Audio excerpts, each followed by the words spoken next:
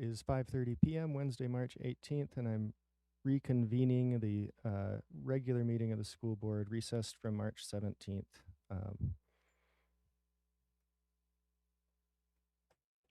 As we reconvene, we'll take a moment to acknowledge that we are residing on the land of the traditional land of the Dene people. Mission statement: as a community, we create supportive learning environments where all students thrive. Ms. Richardson, will you please call the roll? Miss Hewitt is on Zoom. Here. Miss Maple? Here. Mrs. Hull? Here. Miss Julian? Here. Mr. Doran? Here. Miss Carol Hubbard? Here. Mr. Burgess? Here. Thank you. The board has a quorum. Thank you. So we'll get right back into our budget work. On our agenda, we have continued FY27 proposed budget discussion and work, including but not limited to budget subjects related to drafting and voting on a recommended budget. So I think we'll pick up right where we left off last night. We had recessed after a thorough discussion about the recommended budget. And I'm going to go ahead and hold the floor for a moment. I just wanted to take the moment to say how proud I am of the work of this board. There's been lots of really healthy, good discussion over the past couple nights, work session and last night's regular meeting. And I want to note that there's been, lots of agreement amongst the board. There were on most of the items that we voted on, there was broad consensus, and several votes were unanimous, and I think that's a great sign that we are doing good work together here. The last subject that was discussed last night was transportation, and there was some concern expressed by a few members. And I do want to address that before we proceed with the final motion, because while I appreciate that members are bringing forward these creative ideas, I was up late thinking about this last night, and I continue to be challenged to understand the logic of the move to zero out our transportation subsidy with the hopes that that would give us more leverage, essentially, to ask for money from the assembly. I just can't understand how it's going to convince anyone to give us extra funding. It seems like we're pretending that an expense doesn't exist, and I'm very concerned with that. And it seems like the same kind of moving around of money that resulted in distrust leading up to the ordinance that was passed in 2018 that sweeps our funds. It seems like we're creating an artificial hole and making it seem as if we are not going to fund transportation, when the actual plan is to either hope that the borough will give us more money or to use fund balance to cover that. It kind of came up last minute. It doesn't really feel like we had a full discussion as a board. And I don't think someone who picks up that budget document will feel that will understand our intent. It doesn't seem transparent. I'm not even sure if it's 100% legal to plan to fund something without putting it in the budget as a line item. And honestly, I have these concerns. I understand some of these concerns were expressed last night, but if you'll bear with me, I'll come to a point here. It's things that I thought of last night too, and today as I was thinking about this, include concerns about how our contractors, Durham, might interpret this. Are they going to think that we're not going to fund a contract that we have with them? I know it functionally doesn't change our budget, but that is one of the reasons that this is a curious move. I do want to say, as the president and the spokesperson for the board, I feel like I'm going to have a hard time carrying an argument forward around this, not because I disagree with it. I do disagree, but that's not the reason that I would have a hard time with this. It's because I really don't follow the logic. And if I don't know that assembly members will get there.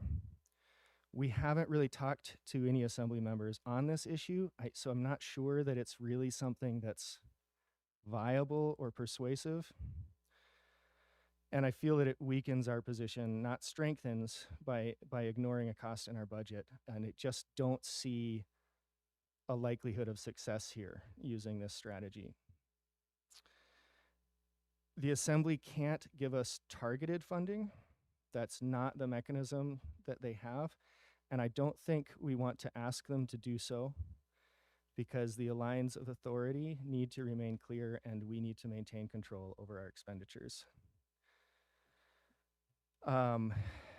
Based on discussion last night, it seems that the goal of this is really to reduce the draw on fund balance and to get more money from the assembly, to petition for more money from the assembly. I don't think there's any disagreement about these goals, just the mechanism of getting there.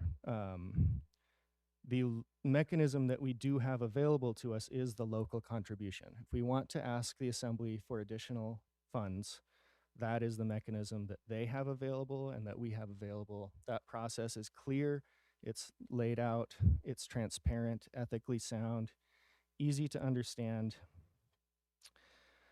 and it would accomplish these goals. So my suggestion, and I'm open to hearing discussion from the board, but my suggestion is that rather than eliminating that subsidy to our transportation fund, we instead increase the local contribution request by that amount of the subsidy. Because again, I think that is clear, it is within existing process, it's transparent, and it represents, I'm looking for a compromise within this body here, because there was some split decisions, and I'm concerned that that might prevent us from a unanimous vote on this budget. We are often told by the assembly to ask for what we need, so I think that's the most straightforward way for us to proceed. If we want to ask for additional funding in order to reduce that draw on fund balance, let's just ask that directly and increase that local contribution request. I think that's a much more clear path forward. And I'll end my comments there and go to the board. Ms. Julian. Yeah, I think that if the intention, if I'm tracking, would be to add back the $1.2 million subsidy to transportation so that it reflects it in the expenditure at the cost, which also though assumes if I can ask some clarifying questions, a $900,000. The actual gap is about 2.5 million. Isn't that correct? Yeah, there's a bunch of different factors and variables that come into play. It's a range in between 2.25 and 2.75. There's a ton of different variables that go in there, but it's somewhere in the $2.5 million range, give or take a few $100,000. So what I would, I mean, I appreciate this conversation because the point that I was trying to make last night is that we need to ask for what we need. And if we can't, and if we're not asking for it up front, if we're not going to expand the local contribution, we have to ask for it somewhere. And so I would be open to, if we increase the local contribution request from 64.5, I think that we should have a conversation around, is it 1.2 million that we're asking for, or is it actually the gap that we're asking for, which is 2.5 million? I would feel very confident moving forward with an increased ask in our budget because I believe that this is an opportunity. I believe that with the folks that we have that are on the assembly, former and current educators, with the mayor, who is incredibly pro education and ran on that and has taken lots of actions in office to prioritize education and to highlight the good work of our school district and educators and students. They understand that we have these gaps. They also didn't create the ordinance. The ordinance is old. It's a holdover. So there's everything that I have seen and heard would lead to me believing that they're going to fund this. And the bottom line is that whether we zero out transportation or we add the cost to transportation. So I'd like it to not say subsidy. I'd like it to say like this is the real cost of transportation, like transportation funding. And then the way that we're getting that money is not in fund balance draw, but in an increased amount from the local contribution. They can figure out how they're going to pay for that. I do believe that there is a pot of money. Oh, actually, I don't believe it. I know that there's a pot of money over there, $11.4 million, that was our money intended to be used for these exact funds, these exact purposes. And so the way that they get to a local contribution, I think it's critical that we talk about the funds that were swept as a part of that. But I am absolutely against those funds being used to fund anything else in our budget. That's funding education is something that the borough, I hope, would be able to meet our increased request. So if that's 64.5 million is a commitment from the borough's coffers, and that's a consistent commitment that we can count on. We know that at least, and if they need to go above and beyond that to fund our subsidy to offset transportation, we know that there's $11.4 million sitting over there in a fund that was actually in our funds last week that were intended to be used for things like the transportation subsidy. And so that's where I think that we really need to be specific, because what I don't want to do is create an environment where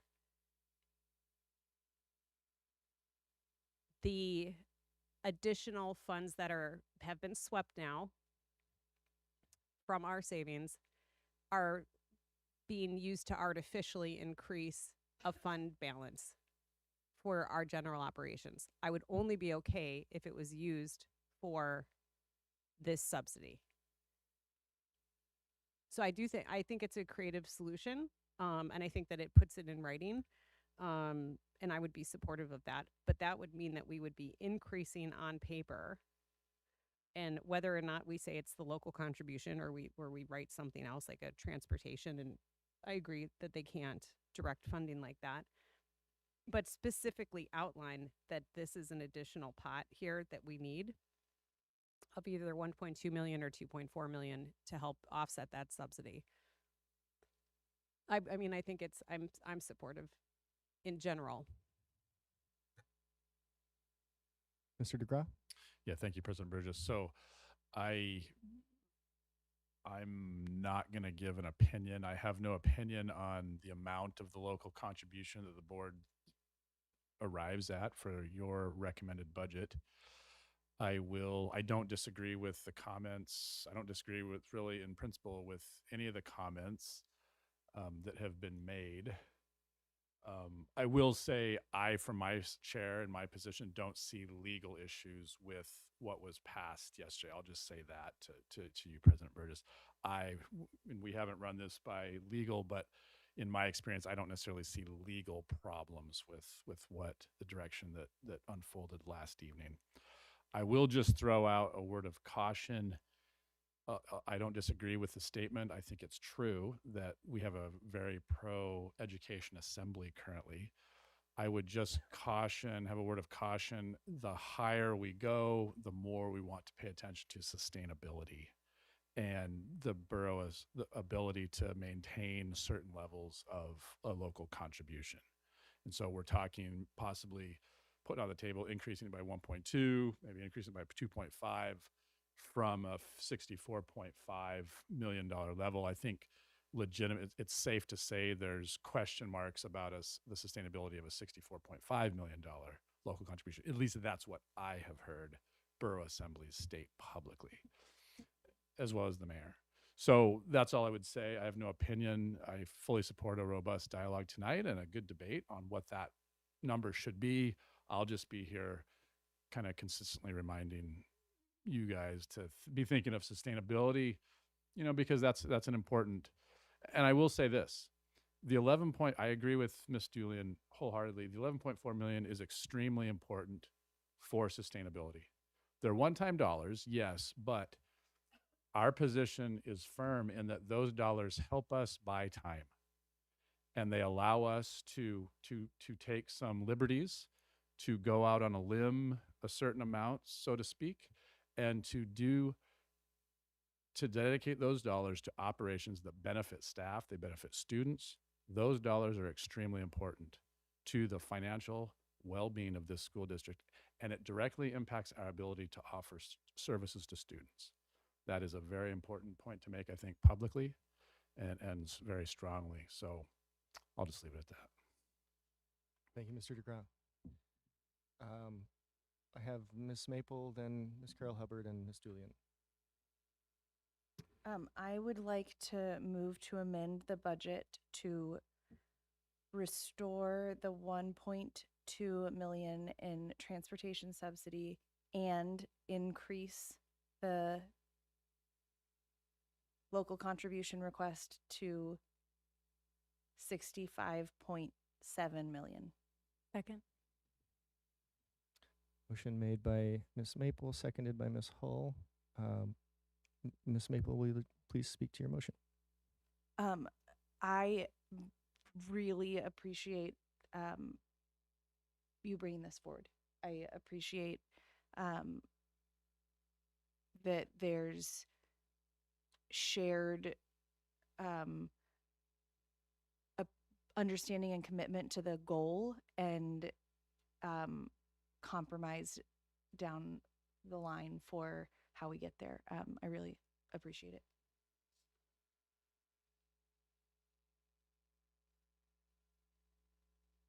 So okay.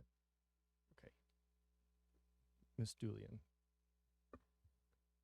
Okay, so I'll speak to that. I am in favor because my intention last night was that we are asking for something above the local contribution. The 11.4, for me, we had $11.4 million in our savings last week, 2 weeks ago. 2 weeks ago. And that now has been automatically swept by our borough into a school district maintenance reserve fund that only we, the school district, can direct spending out of for the purposes of school district maintenance.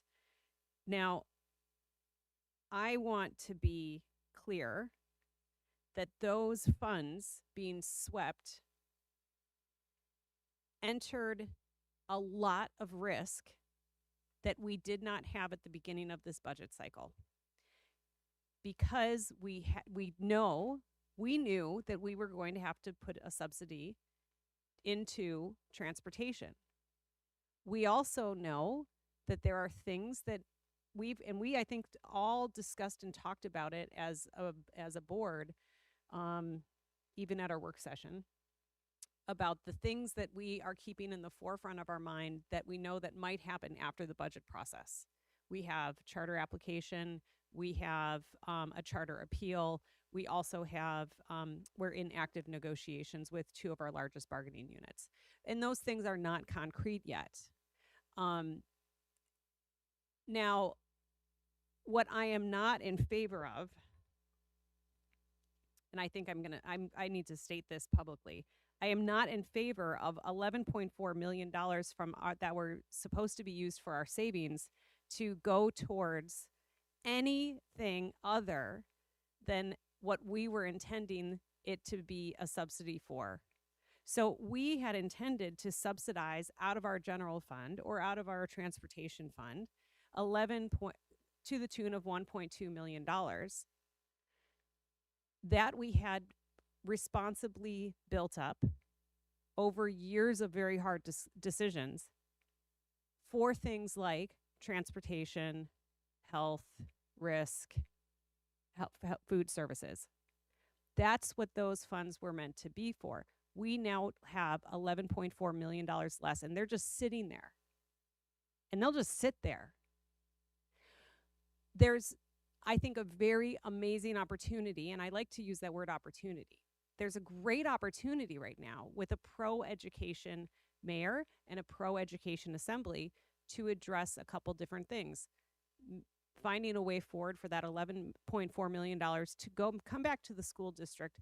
And again, that's because it's a unique situation that no other school district and no other borough in the state has to deal with, because all other school districts, as including ours, are governed by the state statute on how we have funding savings. Our borough defines it differently. And again, that decision of definition was not the result of any action of the current assembly members. I want to state that. So there's this great opportunity to change that. I am not in favor of that $11.4 million to be used to offset any type of increased contribution for anything to our general operations. And that's important to state.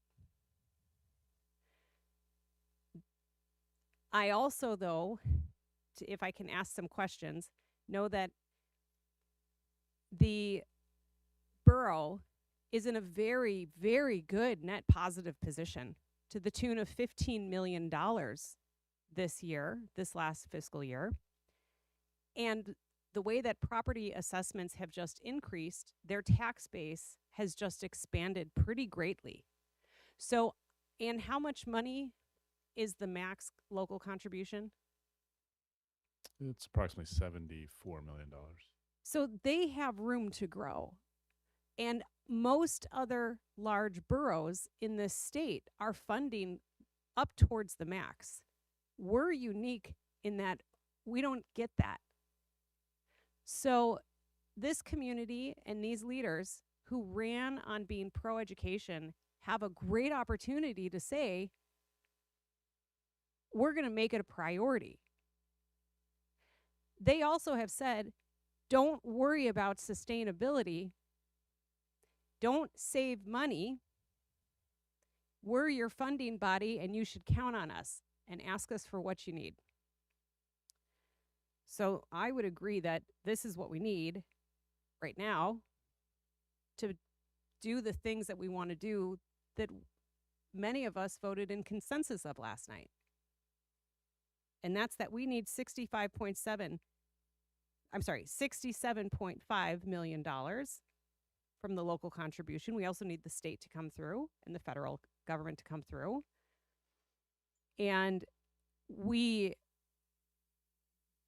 But I will state, because I don't believe it's the will of the board yet, that I don't believe that anything except for that transportation subsidy should come from that $11.4 million sweep. Ms. Carol Hubbard? Thanks. I just want to ask a couple of questions. So the balance that we had in the transportation category before that got swept away, how was that 900,000 It was a little over 800,000. over 8? Okay. And so with that $800,000, were there encumbrances that were, I mean, the definition of an encumbrance means that it's already a designated spent, and so it needs to be paid at some point in the future. So if we had 800 some, let's just call it 800,000 sitting there, how much of that would have been spent on encumbrances? That was a final number. It was final. Yeah, for that year. Yep, at the end of the school year. So we did have so we had a net positive of 800,000 left over that would have almost met our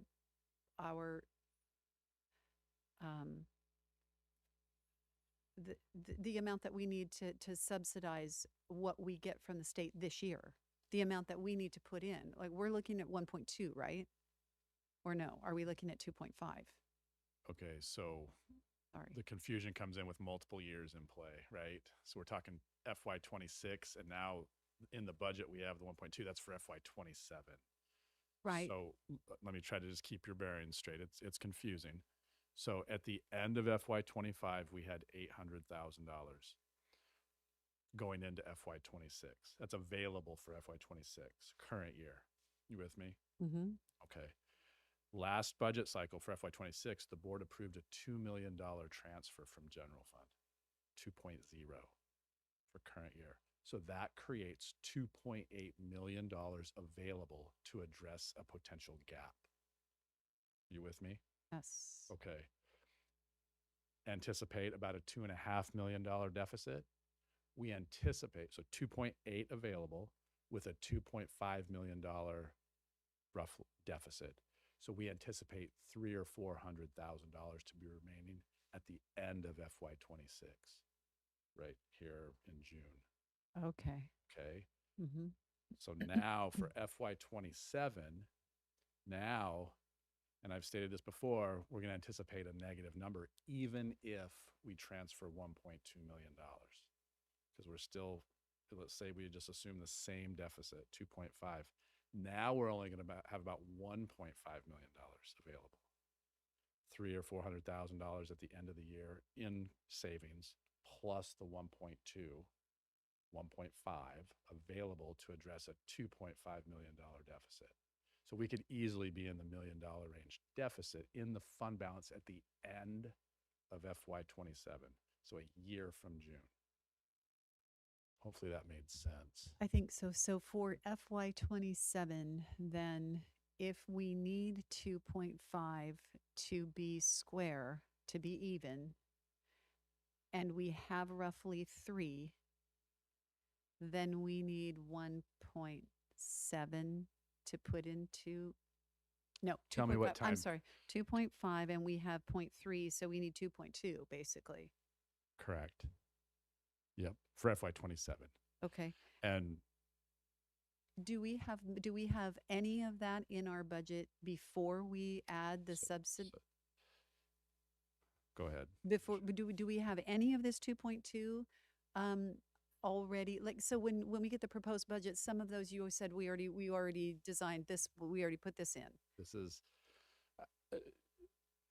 the gist of your question. How would we address that in the future? I'm trying to get a question. Yeah, I'm just trying to Robert. figure out how much do we need all 2.2? We do. We need all 2.2. At some point in the future, we need $2.2 million. Yep. Oh, okay. This is, may I? So one might ask, well, why aren't you just budgeting for the whole amount? This is a perfect example of why it benefits the school district to have $20 million in our general fund balance. Perfect example, Exhibit A, B, C, and D. Okay. In the meantime, it's constantly talked about at the state level, additional transportation funding.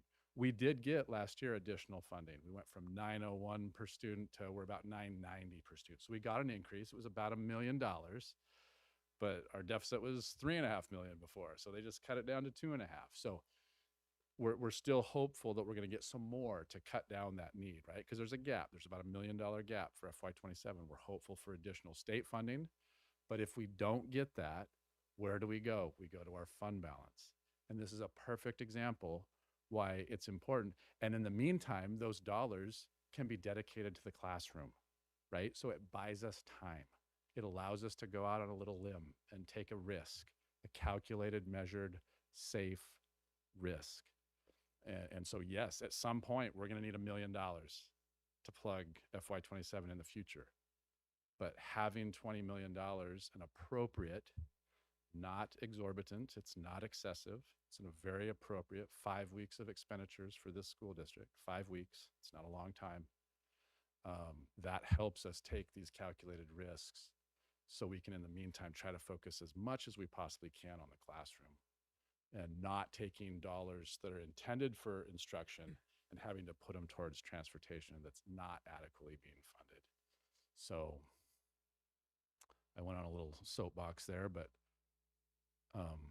No, it's good. I just really want to understand. And because I understand a lot of this fairly well. And so if there's questions in my mind, my guess is that there's questions in somebody else's mind as well.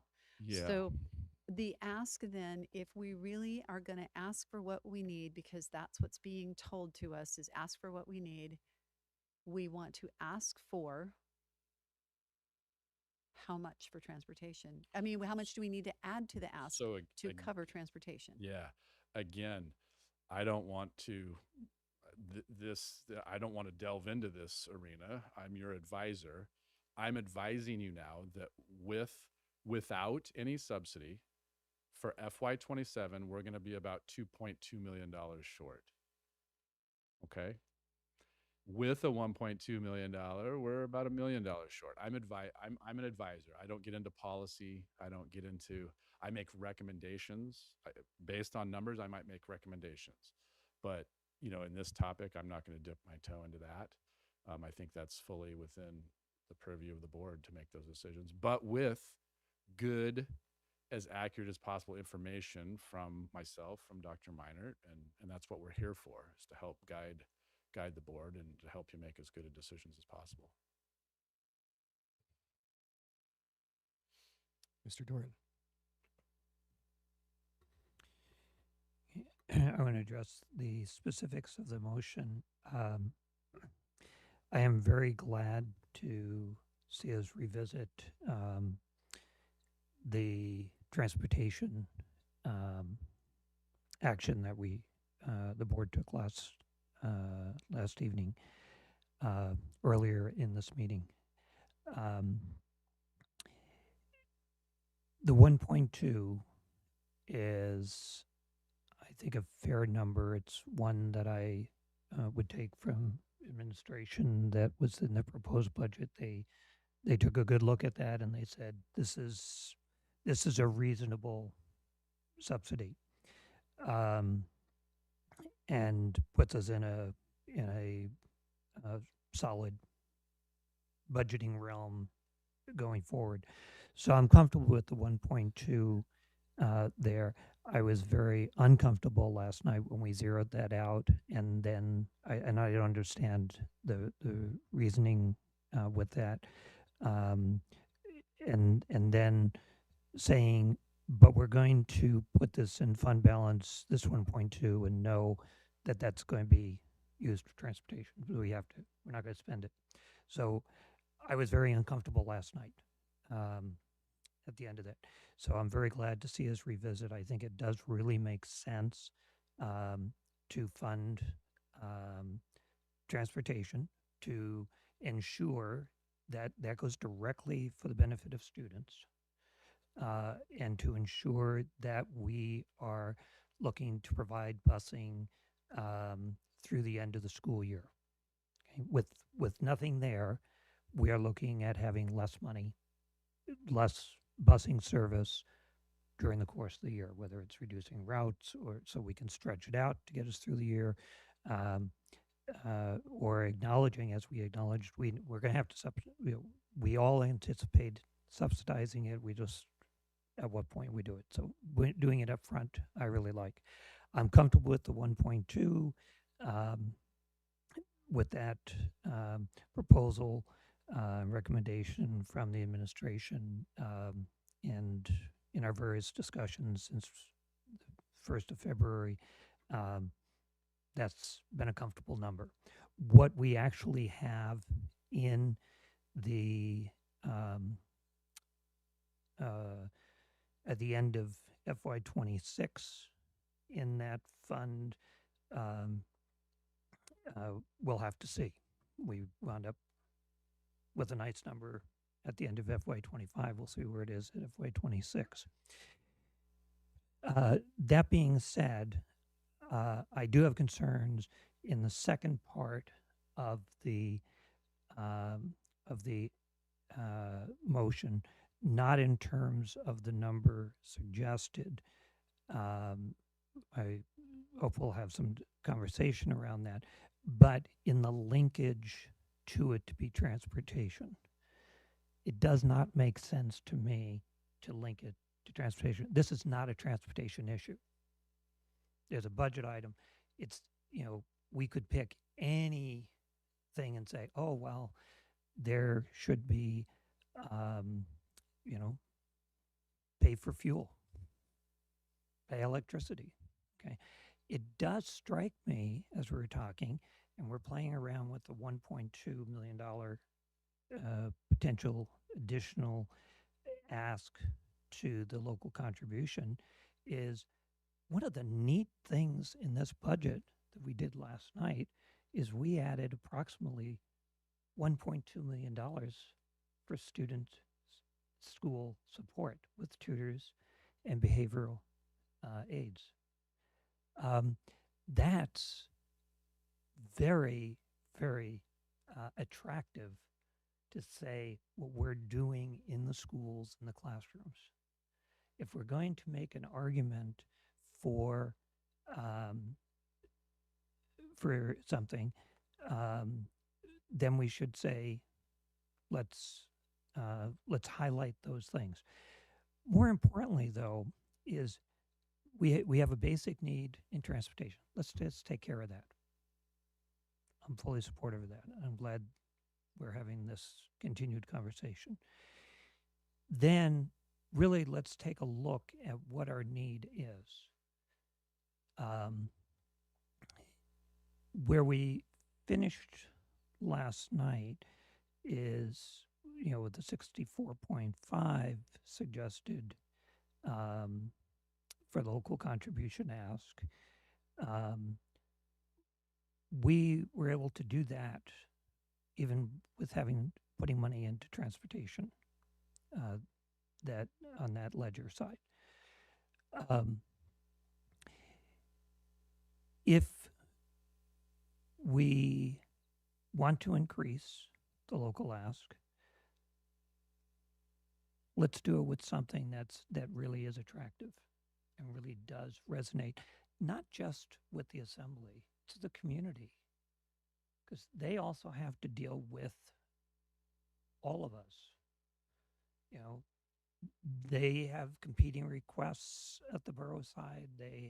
We see that as a community. We have people watching taxes, would like to see lower taxes in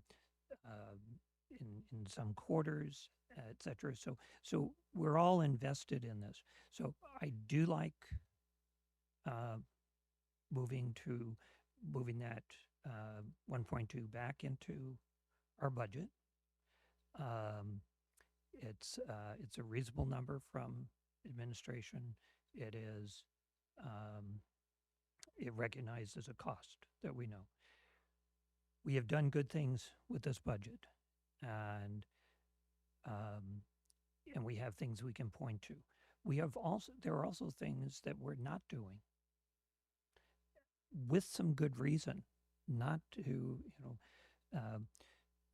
it's great to invest, but you don't want to overinvest. I was thinking about this in an account.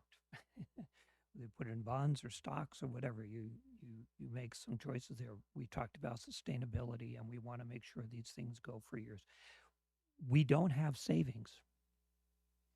They are money to help us continue services to kids and to further those services for students.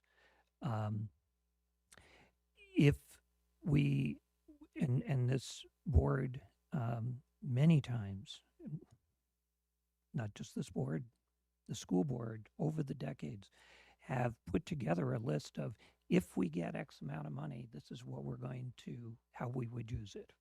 And we have a plan. And I think that's a focus. Once we finish the budget, we should take some time to look at, to really say, okay, if you give us extra money, how would we actually use it?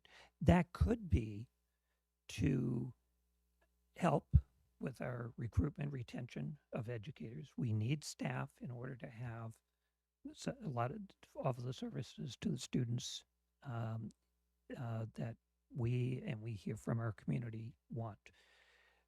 At the same time, that we, so there's some piece of saving some of that, or holding on to it, not saving it, holding on to it, so we can continue this next year and the year after. We can build upon the foundation we have achieved in the last few years, and the diligent reductions we've made, watching expenditures, not getting things just because there was a dollar there. So I do, I'll wrap up with simply saying the 1.2 in transportation, I hope we do restore that into the budget. We recognize it as an expense. We want to ensure that our students receive transportation services throughout the year. The request to the borough side of that, I will just, in terms of the borough contribution, we make our arguments for that. I would suggest not linking it to one thing, especially transportation, but to something that we've done, and why that is important to continue that. And I'll suggest, toss out that I hope we will consider possibly splitting the question. But I have Ms. Hull and then Ms. Maple. My questions were actually answered during Ms. Carol Hubbard, so thank you. Ms. Maple. I linked these together because that's what the proposed compromise is. And if all we're doing is restoring the transportation, that's not a compromise. That's just undoing half of it. And the fact that they're linked is just how the motion, it doesn't matter. It just means that they are linked. So we're doing these two things at the same time because the compromises will change this because we're going to ask for this.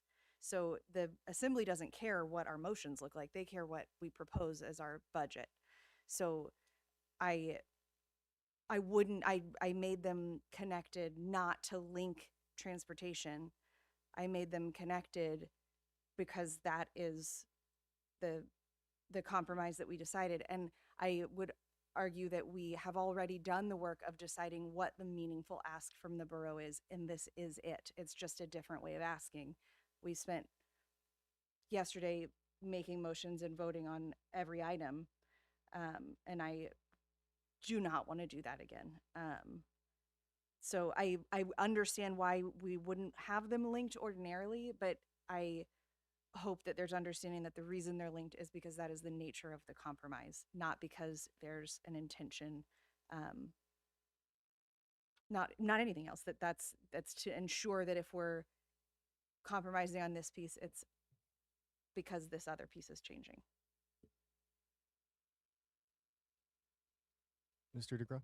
Just real quickly, thank you, President Burgess. I want to correct myself on the maximum allowable local contribution. The 74 million was a prior year number. Projected for FY27, 75,922,743. 75,922,743. Thank you, Mr. DeGraw. I have myself in the queue, then Ms. Julian, and then Mr. Doran. And I'll keep my comments very brief. I think that we're getting a little wrapped around the axle on messaging, and I think I would like to keep us focused tonight on the task at hand, which is to finish this budget. We can talk about how we message around the ask to the assembly at a later time. It does not need to be determined tonight. And that's all I've got. I'll go to Ms. Julian. Thank you. I will not support only adding back. I will not support splitting the question.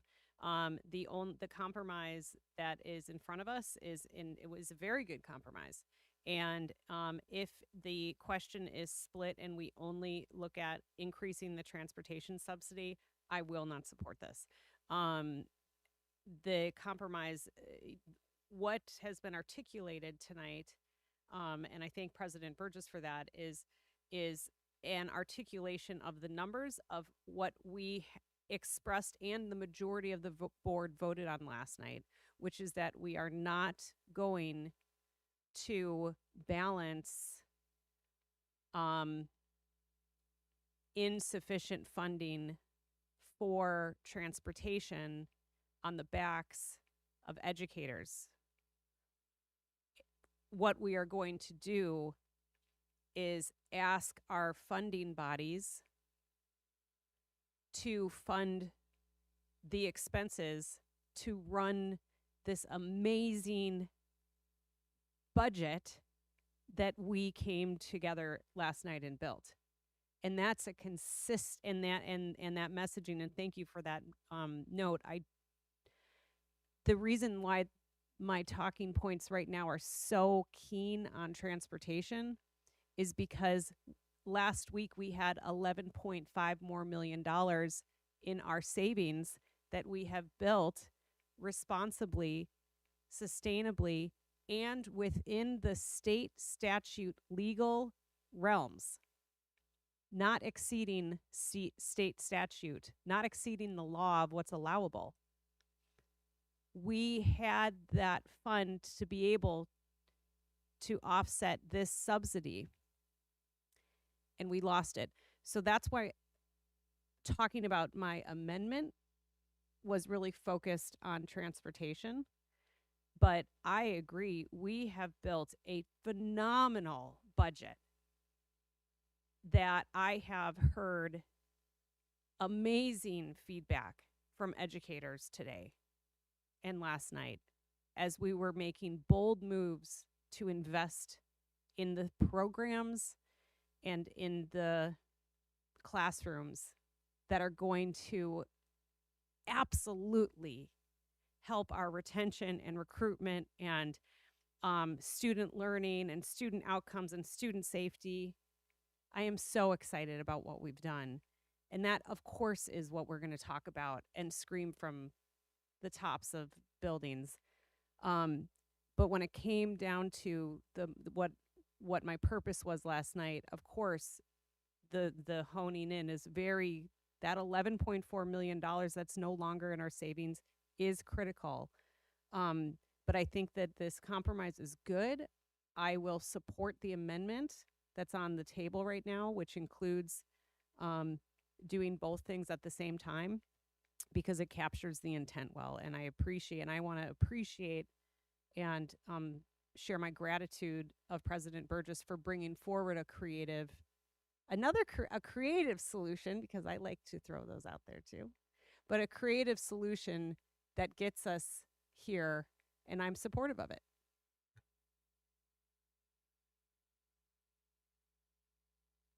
Mr. Doran. Thank you. I just wanted to express my appreciation to Mrs. Maple as the maker of the motion, the amendment on the table, for clarifying her intent that there is not a linkage between those two items. And I especially appreciate it because I think last evening's discussion, there was a definitive linkage. And so with the understanding that Ms. Maple, as the maker of the motion, has expressed her intent of that motion, then I am comfortable with the moving forward on that. Anything further from the board on the amendment? Not seeing any. Ms. Richardson, will you please call the vote? A yes vote will increase the local contribution to 65.2 million and restore the transportation subsidy as was described in the proposed budget.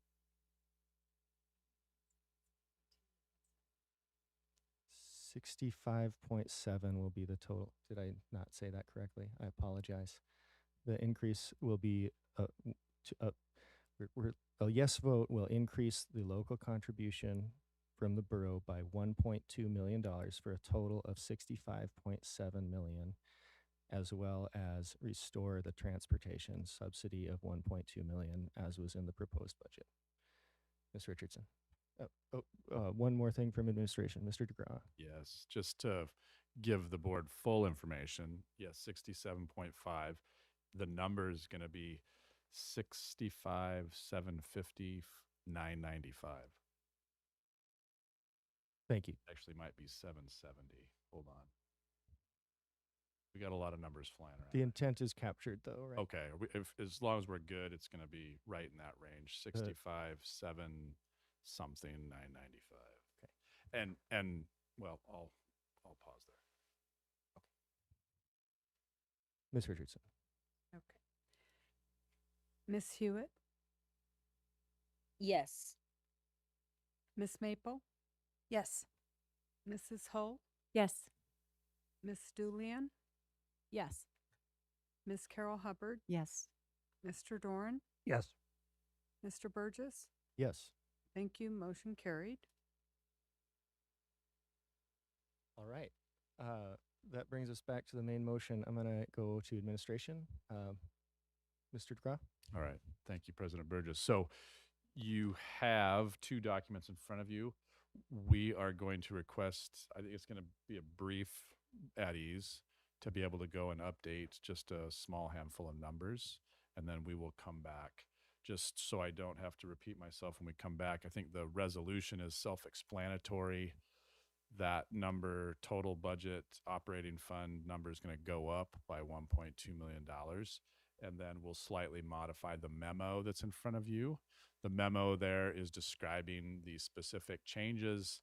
It doesn't get 100% granular in detail, but it captures the updates that were made from the proposed budget to the recommended budget by the board over the last few days. And so we'll update both these documents and be back shortly. I would request a 15 to 20 minute break just to be on the safe side. It very well could be less than that, but that's what I would request. Mr. Doran? Might I suggest that we continue with our agenda while they go do that? That and we would can- also. So, Thank you. and I don't think, given the nature of stuff, I don't think we need to table it. We're just waiting for the moving ahead with the agenda, unless. I think the cleanest way to do this with parliamentary procedures would be to take a motion to table the budget resolution and then move on to our other resolution. And once we're through with that resolution, we can take from the table the budget resolution again. Then I'll move to table the final, the budget resolution until after we complete the next agenda item. Second? Okay, so there's a motion to table. I believe we should take a roll call vote on this. Ms. Richardson? Mr. Doran, Yes. Miss Hewitt, Yes. Miss Maple, Yes. Mrs. Hull, Yes. Miss Julian, Yes. Miss Carol Hubbard, Yes. Mr. Burgess. Yes. Thank you. Motion carried. Okay, the budget resolution is tabled for the time being. And that brings us to our next agenda item, which is a new resolution, Resolution 2026-23. This was drafted by board members in support of House Bill 78 for restoration of a defined benefit pension option for teachers and public employees covered by the Teachers Retirement System and the Public Employees Retirement System, with retirement eligibility at age 60 or after 30 years of service, and would allow current employees to voluntarily opt into the new plan. HB 78 passed the Alaska House of Representatives on May 12, 2025, and is now under consideration by the Alaska State Senate. So board members, you have your resolution as part of your agenda packet, and I'm going to ask Dr. Meinert to provide a brief report on the resolution. That would be great. And Ms. Maple will put up the resolution for the board to work through when we get to that point. So thanks for passing it over to me, President Burgess. Very excited to have the board talk about this resolution this evening. Representative Kopp from the House Majority reached out to us and other school districts for support for this important piece of legislation. Just some information about the legislation for the board and for the community. HB 78 proposes a new defined benefit plan for public employees, teachers, and public safety workers. The new plan has safeguards in place that the state actuary says will not create unfunded liabilities, which is something that people are concerned about when talking about defined benefit plans. The goal of the bill is to provide the kind of long-term retirement stability that historically helped Alaska attract and attain high-quality educators throughout the state. While compensation matters, retirement security is a foundational piece of making Alaska competitive again. And we hear that year after year as we're looking at retaining educators as well as when we're recruiting. It's often said that our young educators don't care about retirement, and that could be further from the truth. I can't tell you how many classrooms I've visited in the last several years that teachers, when they hit that 5-year mark, they're out of state because they're going somewhere else and they're taking their retirement dollars with them. Our board and past boards have regularly listed a return to a defined benefit retirement option as a legislative priority. This year's legislative priority, which passed with no opposition from this board, reads, create a defined benefits retirement system with shared risk between employers and employees. A strong retirement package is essential for attracting and retaining educators, providing them with retirement security and making Alaska competitive with other states. We want to incentivize teachers to work or stay in Alaska, increasing workforce stability. And that's in our legislative priorities this year. Some facts and figures around the bill. Under HB 78, the new public employees retirement system tier is projected at roughly 10% of payroll, less than half of the current 22% employer rate. The new teachers retirement system tier is projected at 9.5% of payroll, down from today's 12.56%. I say that in short because the proposal reduces employer costs while strengthening retention. And that's something as a district we looked at really closely. That was one of my primary concerns as this came forward, and Representative Kopp was asking for support for the bill, is making sure that this didn't add unfunded liabilities to the district itself. And it actually looks like it will provide savings for the district in the future. The vesting in the new system would be 5 years. Retirement age for teachers and public employees would be at age 60 or with 30 years of service. The Alaska Retirement Management Board reports roughly $160 million annually is cashed out by today's public workforce at a 5-year vesting under the current defined contribution plans. And it's closer to $500 million when supplemental savings plans are included. I want to stress that HB 78 is not a return to the past. It's a completely new defined benefit system. It's a modern risk managed system projected to be more than $100 million net revenue positive to the state in the first 5 years. And I thought it was interesting that one of our sole testifiers for the budget this week talked to this very point, that every time we lose an employee, not only here in Fairbanks, but around the state, it costs us tens of thousands of dollars. And that's multiplied out then over the state. It's millions of dollars a year that is walking out of our system. And this is an easy way to fix or help fix that issue. I'm really hopeful that the board will pass this resolution, as I do think this has the potential to be a game changer for recruitment and retention, not only here in Fairbanks, but throughout the state. The board did have a copy of this in the board packet, and we asked for any kind of suggestions coming forward to ease with the efficiency of editing. There was one suggestion from Mr. Doran that reorders the be it resolved statements, and that'll be reflected on the screen when Ms. Maple puts it up. Thank you, Dr. Minert. Board, I think I need a motion. I move to postpone consideration of the resolution in support of House Bill 78 to the board meeting on April 21st, 2026. Second.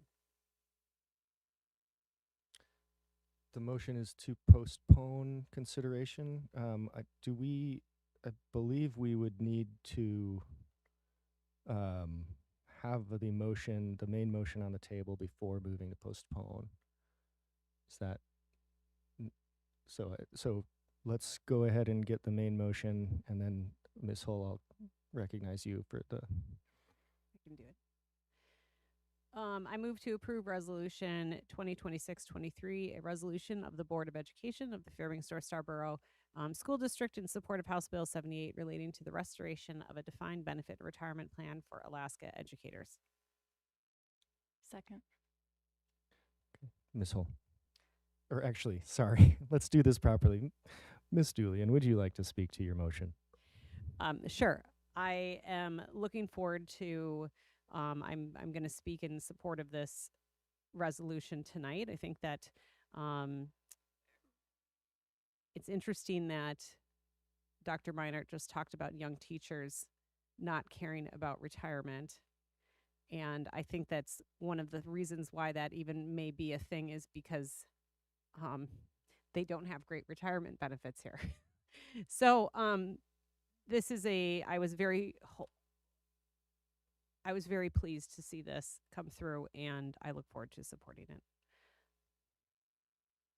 Ms. Hull. I move to postpone consideration of the resolution in support of House Bill 78 to the board meeting on April 21st, 2026. Second. Okay, the motion is to postpone to April 21st. I'll take it to the board for a discussion. Can I speak to my motion? Oh, yes, thank you, Ms. Hull. This is an important issue, and I support taking teacher recruitment and retention seriously. We only received this late last week, and I would like the time to review the bill, the reports, and the Department of Retirement and Benefits presentation. Given our current workload and the April 7th agenda, postponing to April 21st allows us to make a more informed decision.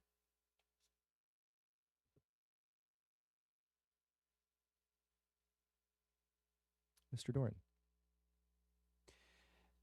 Not in support of postponing it for a variety of reasons.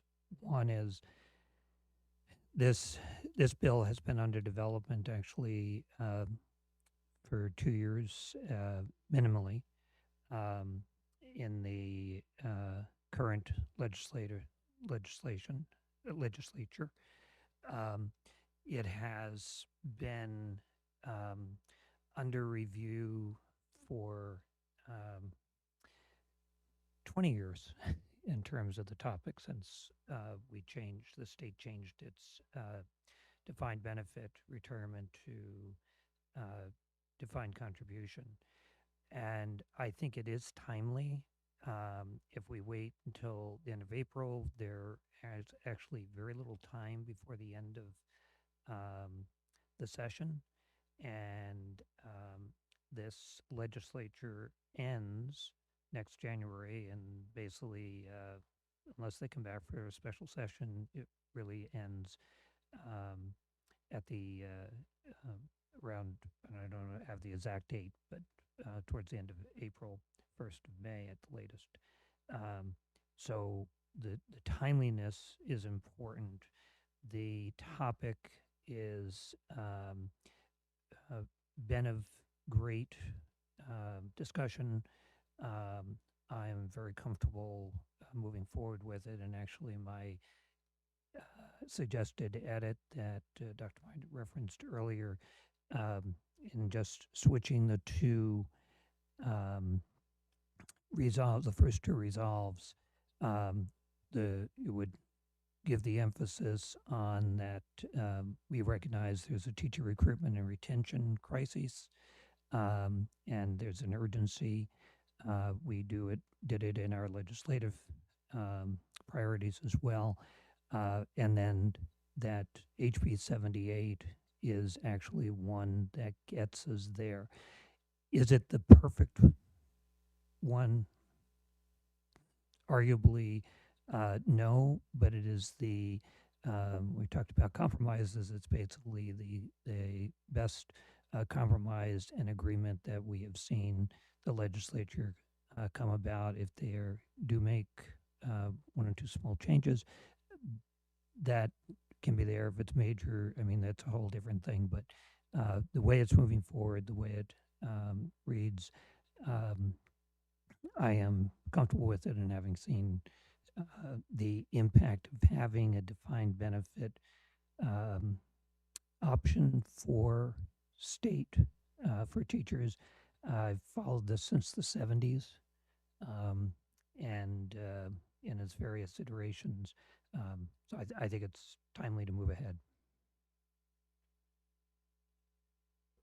Ms. Hewitt. Yeah, I wanted to speak against the motion to postpone for the same reasons as Mr. Doran, that it is timely. This has been a long time coming, started in last session, and seems more likely than ever, and I am very excited to support this here tonight. Ms. Carol Hubbard. Well, not having read the bill, I'm in support of postponing because I haven't had time to read it. I'm looking at the fact that the House of Representatives passed their portion in May of 2025, so it's been sitting around for almost a year, and I didn't realize that this was even underway. And I just want to point out that Alaska already has a former unfunded pension liability of over $7 billion. And that's not going away. And I know that that somebody said that this was a whole new formula and all of that. And so I'm going to have to really look into this to be comfortable with it. I mean, I just did some simple math. If someone makes, on average, maybe they start at 80, they end at 120, so let's average them at 100,000 because it's easy math. So if they work for 30 years at $100,000 and they are putting 9% a year in there, that's $9,000 a year times 30 years, which is basically $270,000. So if you take $270,000 and you divide that, I don't know, let's say somebody retires and lives for 10 years. That's only $27,000 a year, which is not a very great retirement. But by 10 years at $27,000, that fund is zeroed. And they've already exceeded their contribution, which is the part of the defined benefit plan that we're fighting. I've got a report here that says 47 out of 50 states have public pension debt at the end of 2024. So the fact that that 47 out of 50 states have public pension debt, and some of it is over $250 billion. And Alaska already has almost $8 billion, and it's just going up. I mean, we're trying to get on top of this thing, but I don't see it going away. 2 states have over 200 billion. Two states have over 90 billion. There's other states that have 2 states have over 60 billion. I mean, these are billions in unfunded liabilities for their pensions already by 2024. So this better be one rockin' program to be different than what the entire nation has been doing for the last how many years. And so I'd love to read this and I'd love to understand it, but I haven't had time. And so for that reason, I would support postponing to April.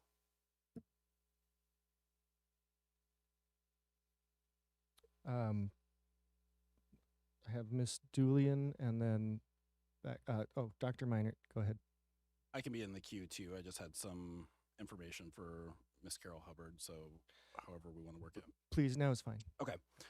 So a couple things.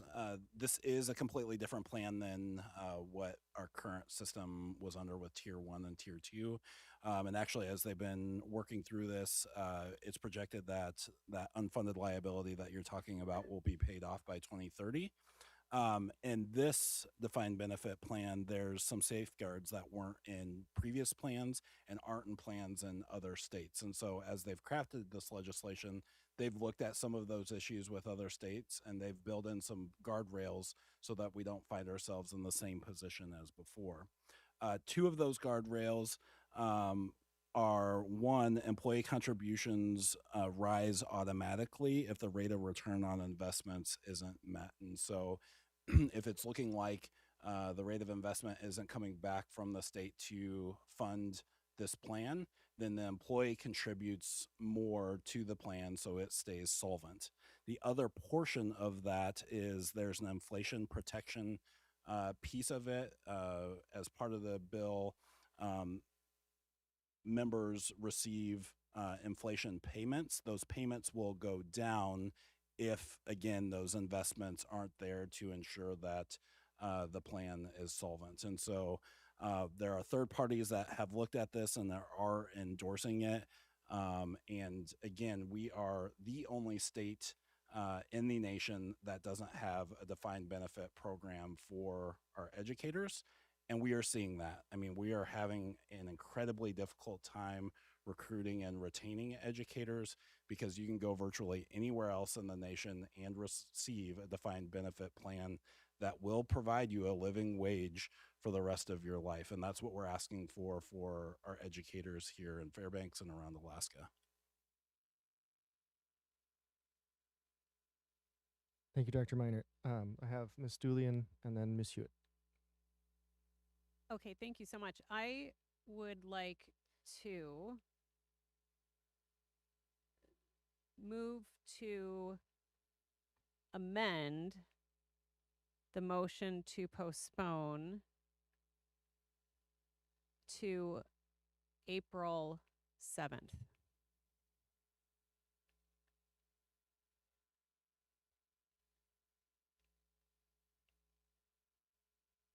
Second for discussion. Miss Julian, to your motion. Okay. The only reason I'm now April 7th, we have a lot on our agenda, but the original motion to postpone was for the 21st. If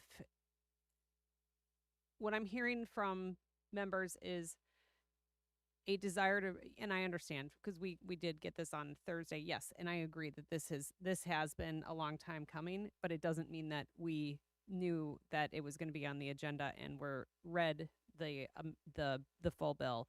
I want to speak very clearly. I am going to support this resolution, and I am very much in support of it. But I also recognize, and I'm hearing from different members that there's a desire for more time. Understandably, we're here on a Wednesday, second day into budget meeting. So that is I'm trying to propose a compromise, which would be, even though the 7th of April is a very hefty agenda, that would split the difference on this.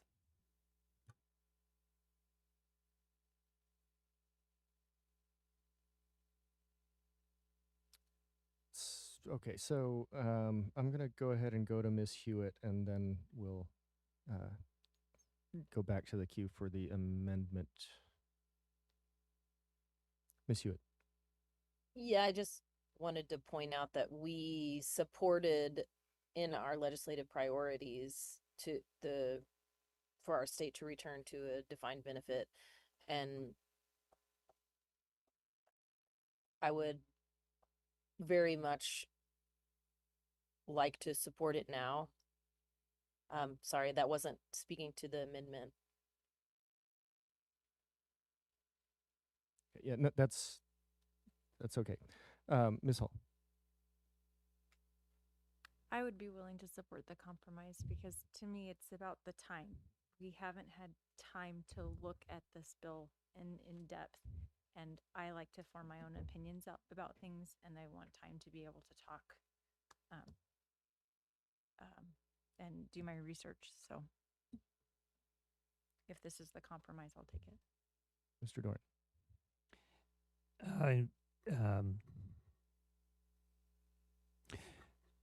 okay, I will support the amendment, but I am not in supportive of what would then become of any postponement. Let me leave it there, and I can elaborate that later if we get there.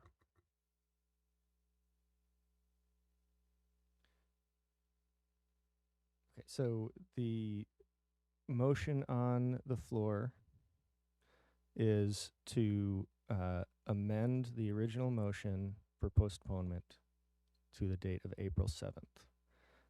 Is there any more discussion from the board on the amendment to that motion?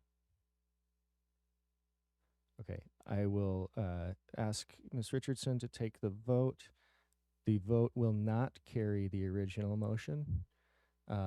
So we are voting to amend the original motion to postpone the vote to April 7th rather than 21st. The vote will not carry the main motion. Ms. Richardson. Mrs. Hull, Yes. Miss Julian, Yes. Miss Carol Hubbard, Yes. Mr. Dorn, Yes. Miss Hewitt, No. Miss Maple, No. Mr. Burgess. Yes. Thank you. Motion carried. Okay, so that brings us back to the motion to postpone as amended. The motion on the floor now is to postpone the vote on this resolution until April 7th. Back to the board for discussion. Mr. Doran. I won't repeat my previous comments regarding or points regarding postponing it. I am not in favor of postponing. What I would add to that is that the timeliness is important. The 90-day window for the legislature would end basically April 20th. The 120-day allocation that they can be in session would end May 20th. So if they try to keep to the 90 days, by the time we would do this, they would basically only have about a week to deal with it. We know end of session conversations, particularly around budget, and that will monopolize their time for the last several weeks, month of the allowed session.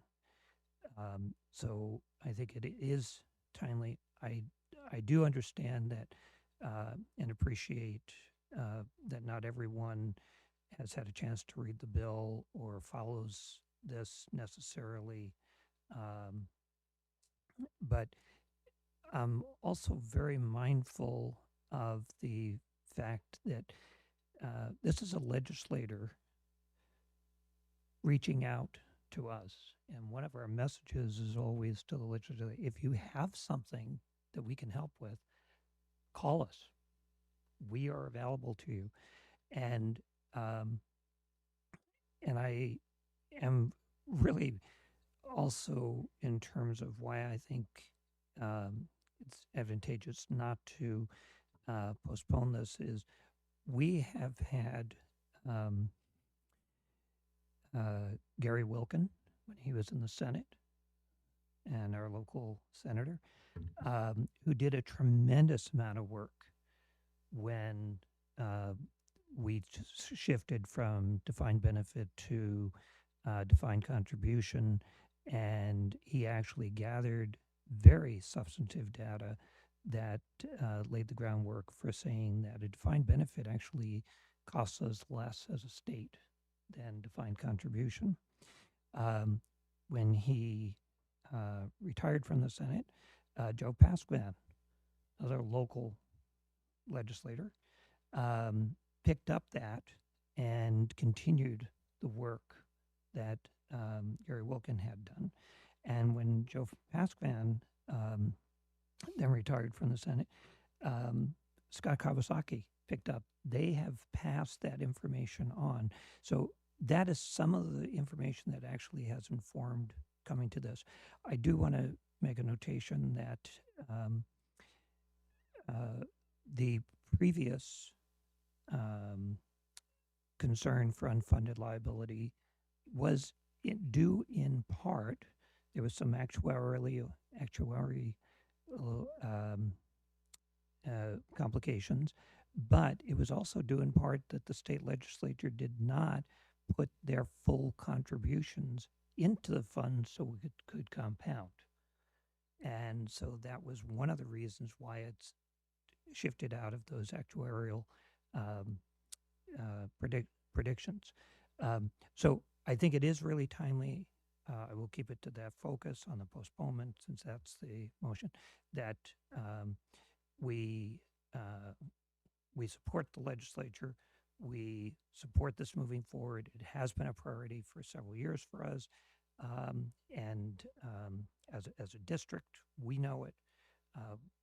And this furthers our work as we established 401s or 403s, I forget which one, 401s, to help our staff in terms of retirement planning in the absence of a solid plan from the state. So I think it is timely and well enough information from the superintendent on the details that this would be beneficial for our district. Ms. Hull. Thank you. I understand the urgency. This resolution is about taking a formal position on state legislation. When we pass a resolution like this, we're not just expressing support for our educators, we're endorsing a specific state policy with long-term fiscal and structural implications. That deserves careful review. Taking a couple weeks to do our homework strengthens our voice. If we support it, we'll do so with confidence. If we don't, we can clearly explain why.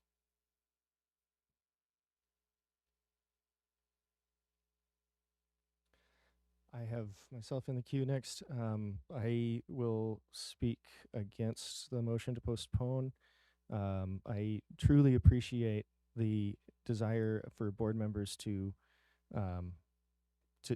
be thorough in their review of materials. And I also think that if we postpone, we run the risk of the legislature taking on this business before we have the opportunity to chime in, or moving on beyond it because they don't see the support. I think that timeliness is very important. The legislature moves fast. That can be very frustrating at times, but it is something that boards need to be able to adapt and respond to. I appreciate the information that we received from administration outlining the details of the effects of this bill. It's very much in line with legislative priorities that we've had for a long time, and the bill has been out there for a while now. So I think that timeliness is key here, and I do not support postponing. Any further discussion from the board? I have no one else in my queue. Ms. Julian. Excuse me, real quick, Naomi, Ms. Hewitt would like Thank to you. speak again too. Apologies, Ms. Hewitt. Go ahead. No worries. I just had One more thing to say, in the Senate Finance Committee, I think it was in the beginning of March, one of the legislators had asked or had made a statement that they had received no support from employers, meaning school districts and state bodies, I believe. And so I think we've been called on, and I firmly believe that we need to support this. Thanks. Ms. Julian. Thank you. I just want to actually make a point here that the 20 sorry, in when we passed our legislative priorities, which is voted on and approved on, and it was unanimously approved by this board, we approved the following. And I'm looking right now at our 2026 legislative priorities. Policy improvements to provide a defined benefit retirement system, creating a defined benefits retirement system with shared risk between employers and employees. A strong retirement package is essential for attracting and retaining educators, providing them with retirement security, and making Alaska competitive with other states. We want to incentivize teachers to work or stay in Alaska, increasing workforce stability. So I'm very proud that on the 6th of January, I have the date now, the 6th of January, 2026, this board unanimously passed that statement. We have unanimously passed something at this board level that says that we absolutely support this. I am going to be in favor of postponing now to, and this is to the members and to the expediency and to the response of Juno saying, can we do something? I think that right now we can respond to every single legislator. Mr. Dorn, Ms. Hull, and I were actually in Juneau advocating for these exact things with our legislative priorities. We can say, yes, we have responded on actually the 6th of January, beat you to it. We got in front of this and are supportive of this. Now, for the record, I am also supportive of the resolution that's in hand, and I will be enthusiastically supporting this whenever we vote on it. But I do believe that the unanimous decision that we made is super powerful. And if other members on this board want time to, understandably, to review a bill that, yes, maybe has been out for a while, but we didn't know that we were going to be asked to vote on until last Thursday, and there's a desire to look at the actuary and do the due diligence that we've been elected to do.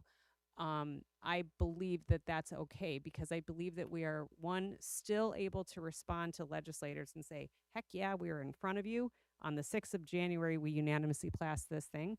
On the 7th of April, we're going to vote on this resolution here, of which there's already been expressed strong support. And I think that it's, so I don't think that we are delaying anything. I think that what we're doing is potentially acting as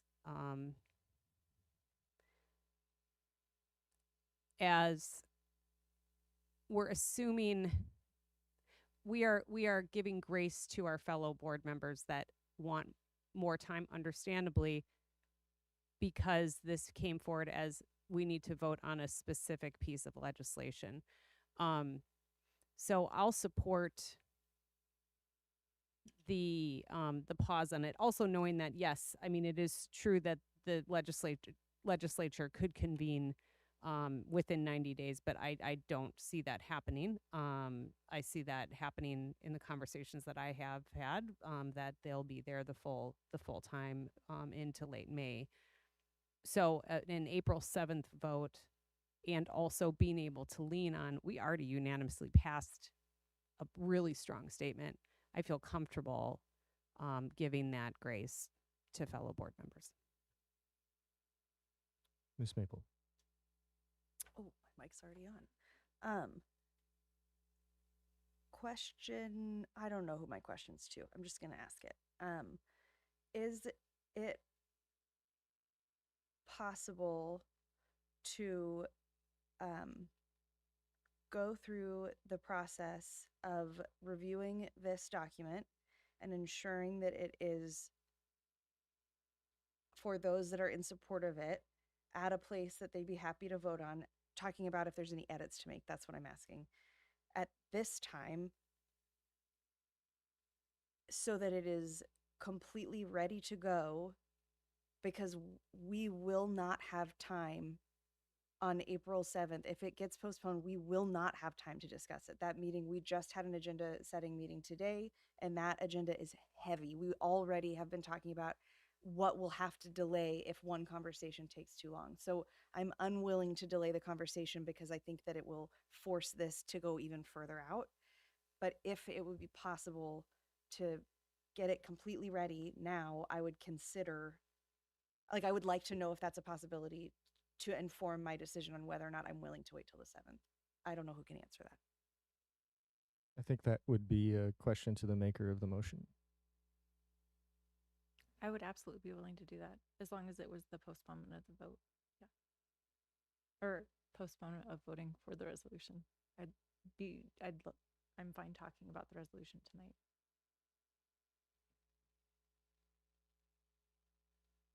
So procedurally, I believe, okay, I'll go to, I believe the way to do this would be to remove this motion from the table. And then I'm getting some disagreement. Dr. Miner, would you like to speak to? I wasn't necessarily going to weigh in procedurally. I just, I guess, have a question to Ms. Hull once we work through the procedure of how do you like to work through this. Mr. Dorn. So it's just, we would take a vote on it and vote it down. Would be what it, because the motion's already there. And so we would need to vote it down, have our discussion Again, and then see where it is at that time. But would it be appropriate to make the same motion again? There are various ways that could be done. One of the options would be to table it.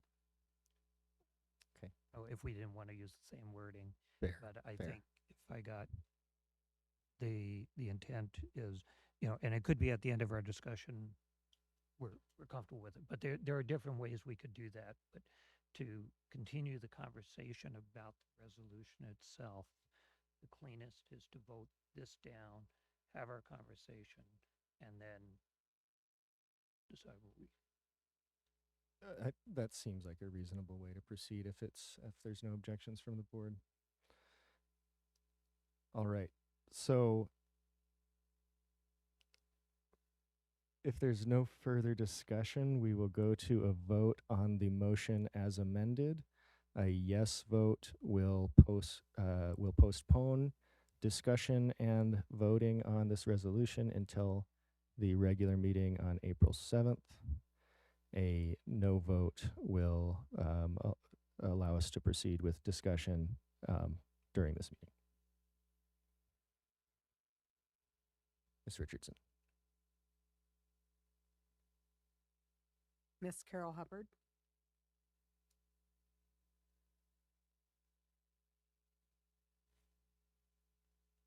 I'm not clear on what I'm voting for. A yes vote will postpone until April 7th. The proposal from Ms. Maple was to Wordsmith the was to document. work on the document tonight and then decide if we're going to postpone following that discussion.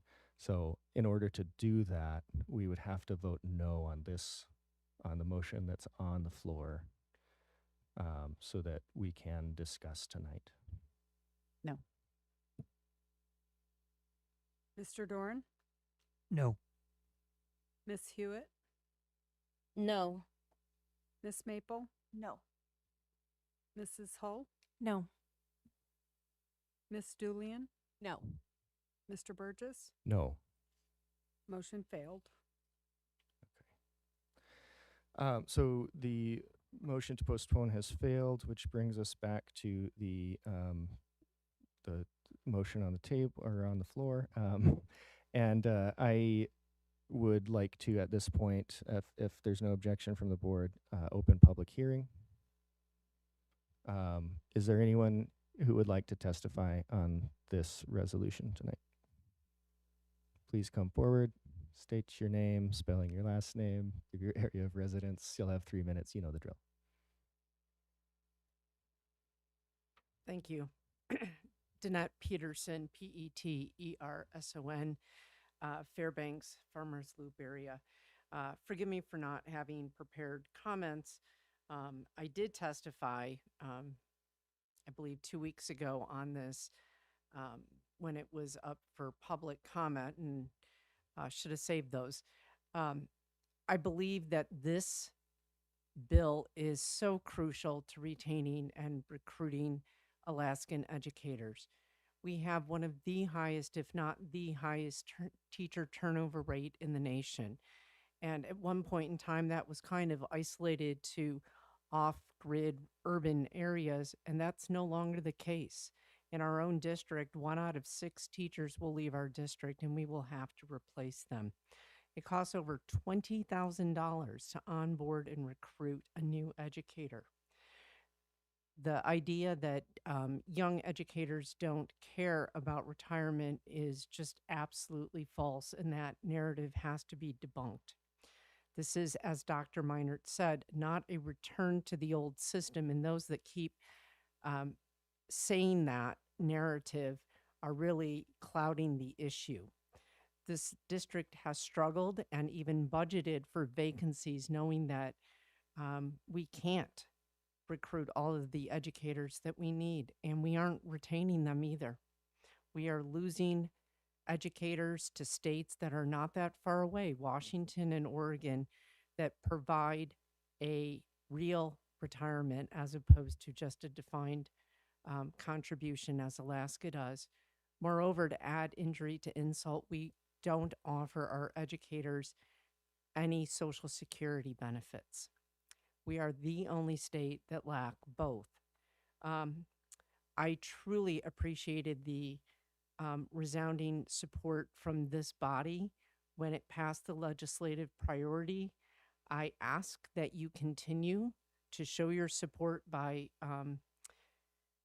passing your resounding support for HB 78. The borough is also moving on this in the next week. And it's one thing to say as a body that you support retirement reform, and it's another thing to say that you support this specific bill. So I ask you to consider quickly and in a timely fashion to support this. Time is up the essence. Thank you. Thank you, Ms. Peterson. Are any questions from the board for Ms. Peterson? I'm not seeing any. Thank you, Ms. Peterson.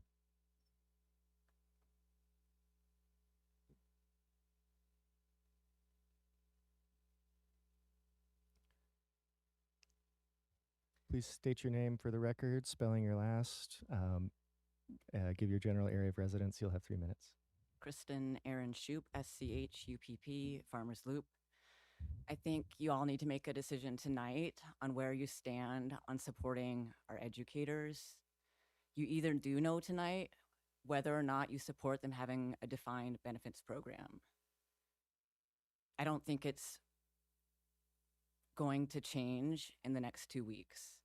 This is a resolution. You're not writing something into law yourselves. It's showing your support. And time matters in these legislative bodies. Thank you.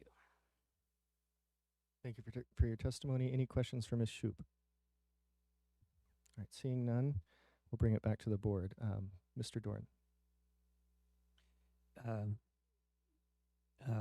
Through the chair to the administration, if I may. I assume have you had conversations with other districts and how they're approaching this and their vetting of the details of the bill? We've had extensive conversations as a superintendent group. Representative Kopp and his staff attended a recent webinar with superintendents, so we were able to hear from them about details of the bill and ask questions.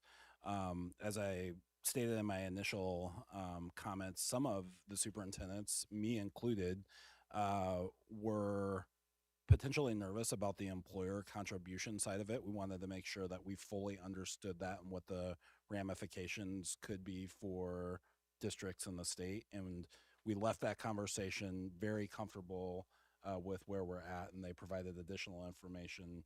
And that was some of the information I provided to the board tonight, that there's actually a chance that school districts could see savings in the future based on this plan. And so I wouldn't, I guess, speak as strongly in support of this legislation, and kind of my encouragement for the board to pass this quickly if I didn't feel comfortable with the information that's been provided, not only to superintendents, but myself.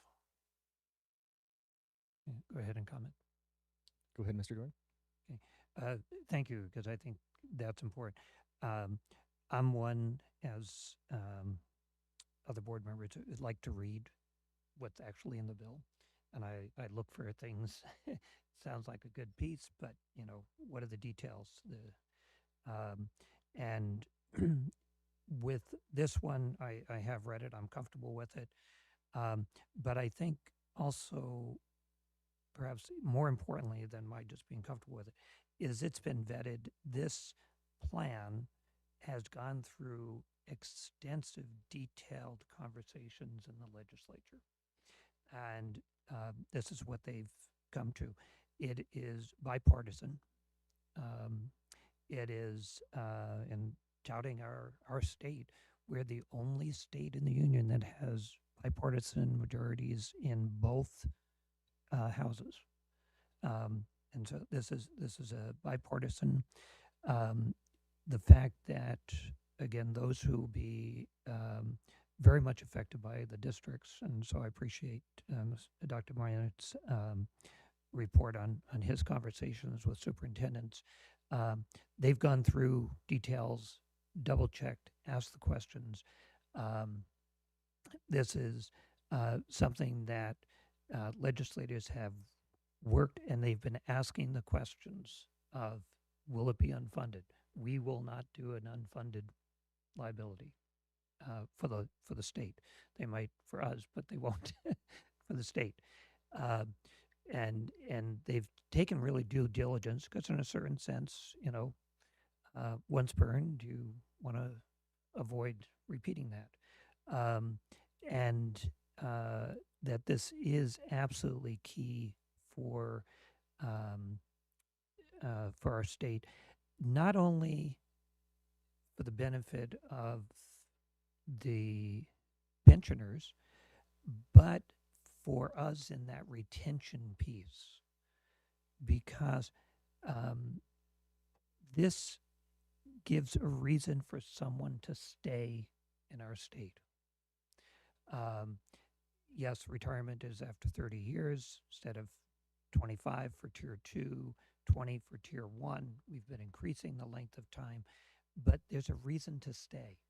And that's what our defined benefit programs have really been set up to do, is to encourage that longevity in the state. This does that.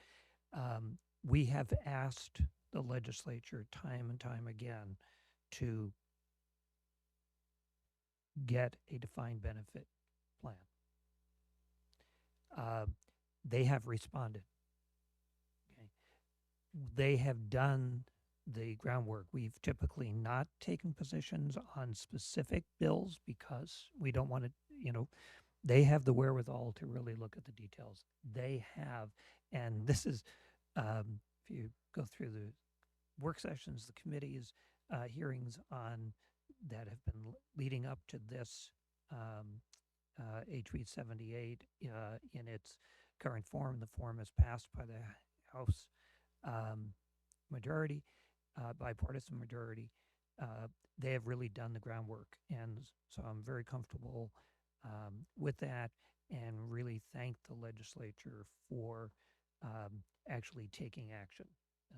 They've given a lot of thought, a lot of work on it, a lot of staff time into it, checking and double checking, and I do really think that it's important for us to pass it, and I'm fully supportive of this. I have Miss Maple in the queue, and then we're going to take a quick break. Just wanted to speak to the intention of my question earlier, and I understand if it's not the will of the board that that's moot. But if I would, my intention was to focus on the document and not on, at least for the time being, instead of on whether or not we're necessarily in support of it. So that at the very, even if we end there, but at the very least, we can make sure that we get this document to a place that is ready should it get approved.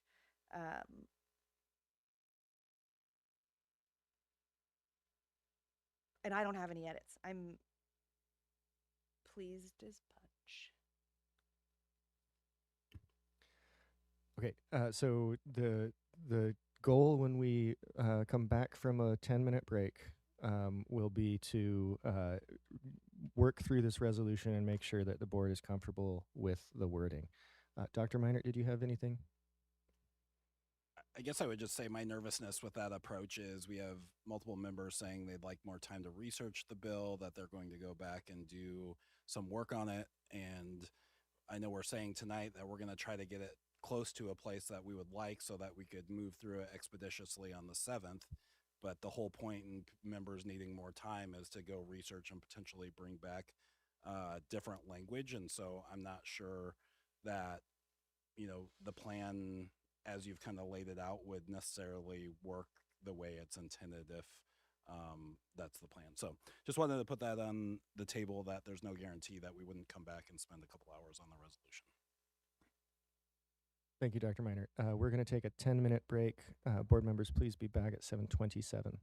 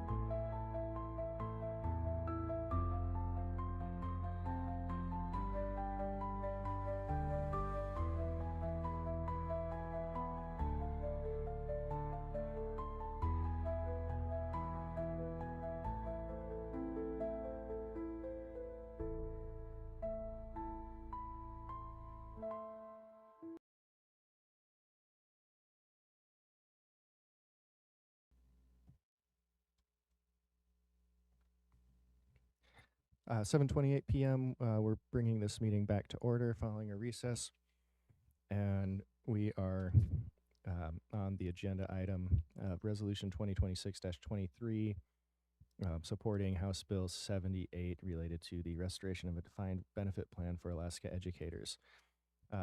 We're in board discussion, and I have Miss Maple in my queue. Thank you. I just wanted to acknowledge the concerns that Dr. Meinert shared, and just say that my, again, intention, I'm talking a lot about my intentions. The resolution is written, describes the state, describes Fairbanks, and describes the bill. And so my intention would be that that's not going to, and none of those things will change between now and the 7th. And so in giving members, any members additional time, it's to decide if they agree with this as written, not if they want to change the resolution. And I, of course, can't ask anybody to promise how they're going to participate in debate on the 7th, and I wouldn't, but I will say that that is what my assumption is, in that in this realm of compromise is, yeah. And would love to, I would love to not edit this document, but I'm ready if there's edits.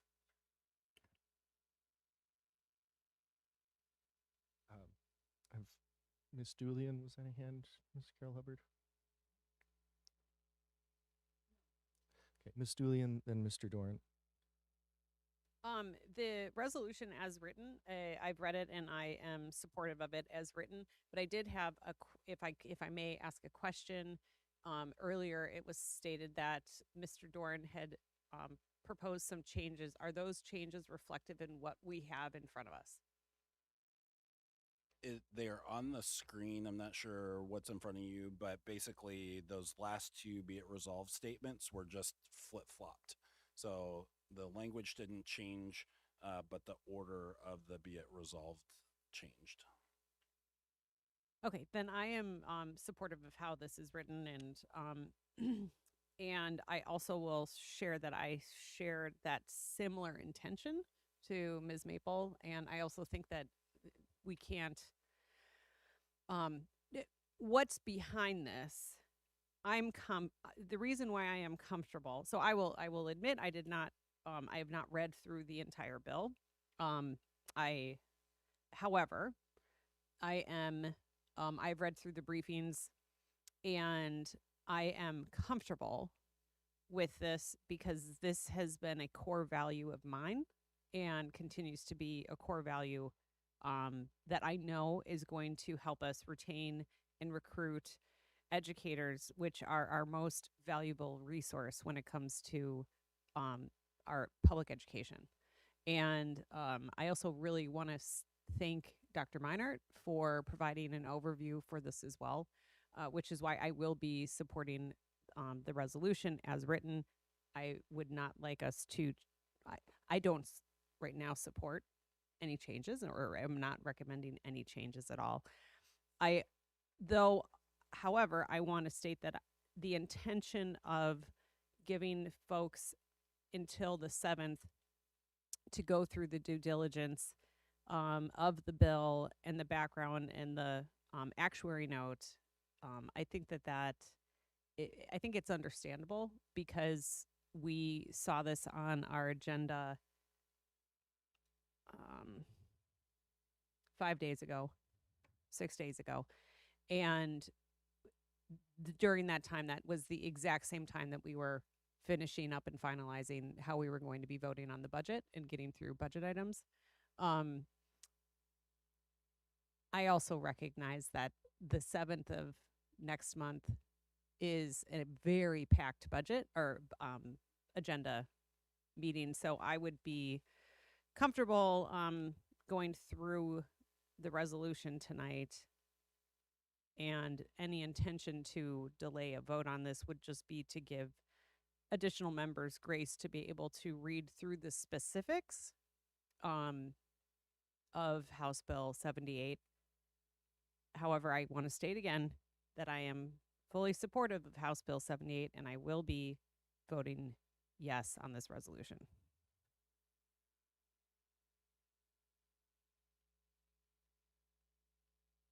I have Mr. Dorn. Okay. So we're talking about the resolution as presented here tonight, okay? I just want that clarification, not as was written originally, but this, and I had no further edits. Basically, what I was suggesting is more of a falls in the grammatical rather than anything substantive. So I was good with the rest of the resolution. Ms. Carol Hubbard. I don't have any changes to the resolution itself. I just wanted to make a statement that I genuinely am concerned just about the concept of defined benefits, only because of the personal experience that I've had watching a defined benefit plan turn upside down. Now, after having heard from Dr. Meinert saying that he watched the presentation, and that it seemed like um, there were measures put into place to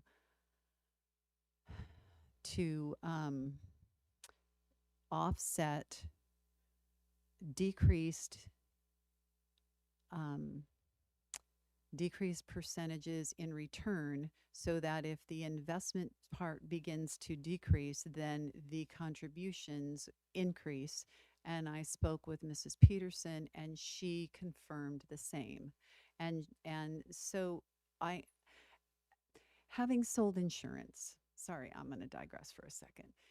Back in the 80s, we sold life insurance policies. Sorry, you guys. I know some of you weren't even born yet, but whatever. We sold insurance policies that had like a rate of return of like 8 to 12%, which is pretty hefty. So as you're investing in this, life insurance policy, it becomes like a little savings account, and you pay a flat rate for your whole life. Okay. And so then, anyway, so what happened is then the bottom fell out of the investing world. And all of a sudden, our rates of return went to 2, and nobody addressed it. And all of a sudden, we have all these life insurance policies that are coming up unfunded, they're short funded. And so I've got clients calling me going, what do we do? And I said, well, there's nothing I can do because it's so far in the red, we can't recover it. So just write it out. You're going to have to just write it out. These people are in their 70s, and it's at the time when they needed the life insurance the most. So it's a heartburn for me, a serious, so like I say, experience in that respect, but also watching a defined benefit plan flip on its head because there's too many higher level retirees that have caused the fund to be unfunded, and so it becomes where the younger generation is just pouring money into this thing, hoping that the older generation hurries up and gets done with their retirement so that the whole fund isn't broken. So I come at it from a genuine concern, a financial genuine concern. I do want to promote retention with educators. I do want to promote, saving money to recruit teachers and not have to do that constantly on on a revolving door. Even if there are a couple of us on the board at this moment who are not 100% sure about supporting this bill. Even if we were to vote no, we would not have a unanimous vote, but it's a majority. And so there are enough people to move forward to vote for this tonight, and we don't have to postpone it because we don't feel prepared. And so I just want to say that, like, it's not, it's, I don't want to cause us to have to postpone because I'm unprepared or because I'm not comfortable with this. I can say no, and I can be I can be the oddball. That's okay with me. It would still pass because there's enough other people here to pass the ordinance, so, or the resolution. So on that note, if you want to call the vote, and if there's no other, you know, wordsmithing for this, I would be okay with that. I would not be offended if we just say, look, we need to do this because of a greater picture, of a bigger picture. Sorry, Miss Harrell Hubbard, not today. I'm okay with that. And I respectfully just place that out there. Thank you, Ms. Carol Hubbard. I don't have anyone else in the queue at this time. Is there any other discussion or motions that, well, first of all, let's focus on, are there any edits that people want to make to the document? I'm not seeing any. Ms. Hewitt, can I get confirmation? Yeah, I would say that my, I don't have any edits. Yeah, I'm in support of this as written. Thanks. Thank you. In that case, if there are any other motions that folks want to make, now would be the time. I move to postpone consideration of the resolution in support of House Bill 78 to the board meeting on April 7th, 2026. I'll second. Okay, Ms. Hull, would you like to speak to your motion? I feel like I've said enough. I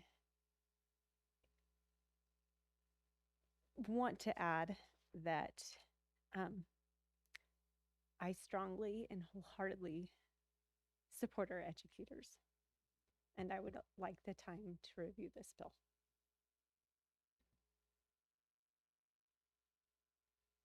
Thank you, Ms. Hull. Any discussion on the motion to postpone?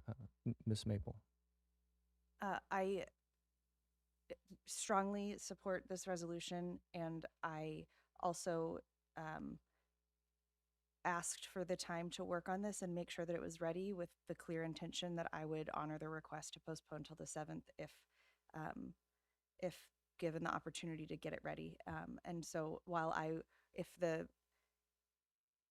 if it were before us, I mean, it is before us tonight. If that was, I am going to vote in favor because it is what I said I would do. It is what I insinuated I would do, with the full intention of voting in favor when it comes back before us quickly, so that we can move on to all the other things on that agenda. Mr. Dorn? I'm not in favor of the motion to postpone. I really appreciated Ms. Carol Hubbard's comments. It does seem that there is support for the resolution.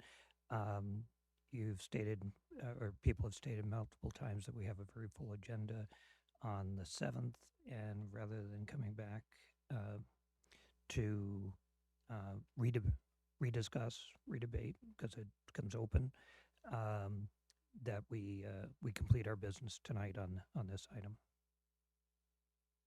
Ms. Doolian? Thank you. I'm going to echo Ms. Maple in that I previously had stated a intention, and I'm going to make good on that intention. That what I'm hearing is, and what I'm seeing is a really a heartfelt, excuse me, a heartfelt ask to give time more than the days leading up to these final votes on now our day 2 of the other agenda items that we have on our agenda tonight, to really look through the backup documentation for this this House bill that is behind the resolution. I am in full support of moving forward. And so, for the record, and if Juno is listening, I fully support the resolution that we're looking at hand.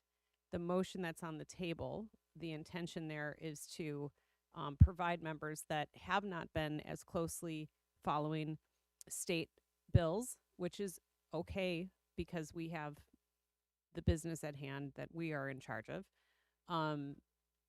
the time to fully research that so that there can be an informed opinion. And I'm looking at I'm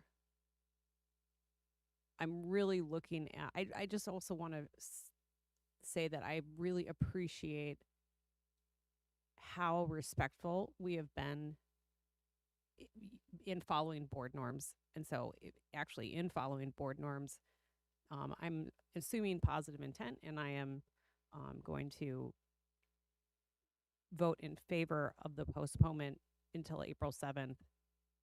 But I also want to state again that I will be supporting this resolution as written because this is very important.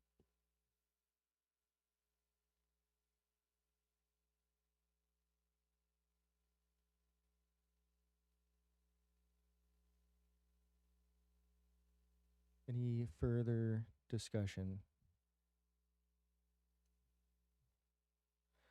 I will just restate very briefly. I think it is important that we pass this tonight.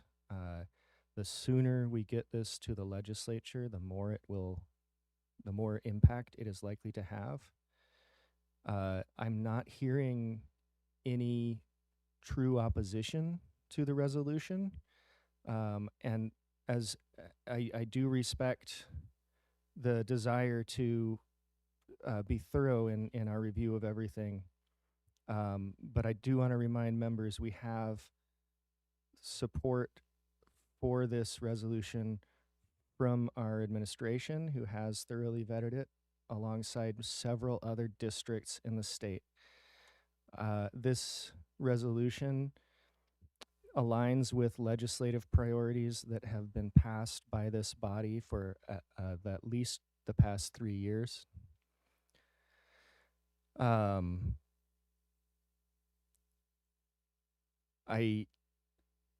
I trust the analysis from our administration and from districts around the state, and I would encourage board members to rely on that to help you make a decision.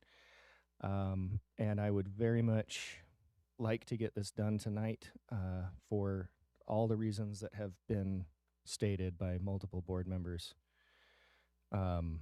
including the fact that our April 7th agenda is incredibly busy. It is also 3 weeks away, and a lot can happen in 3 weeks. So it is timely to pass this now.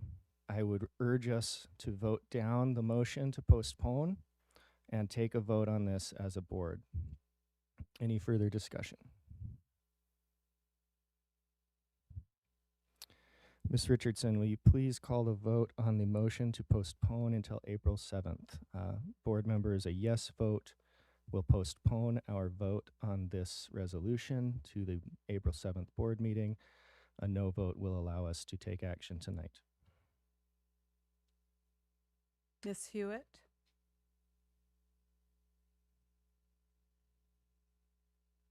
No.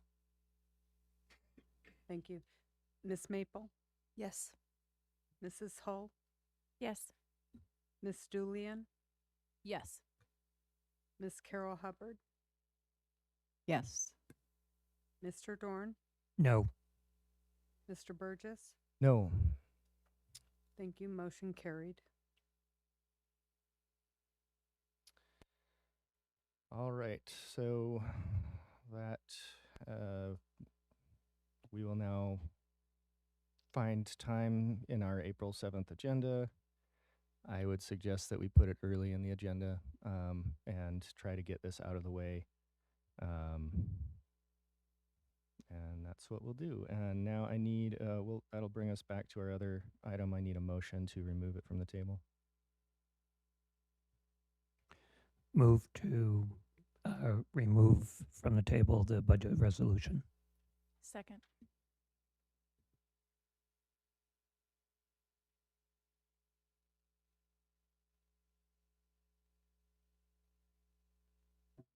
All right, Ms. Richardson, will you please call the vote on the motion to remove from the table the budget resolution? Can you tell me who seconded that? Thank you. Mr. Dorn, Yes. Miss Hewitt, Yes. Miss Maple, Yes. Mrs. Hull, Yes. Miss Julian, Yes. Miss Carol Hubbard, Yes. Mr. Burgess. Yes. Thank you. Motion carried. All right. To And we need just a brief at ease. Okay. Mr. DeGraw's on his way back down. Okay, we will take a brief at ease. Board members, please remain at the dais or very nearby.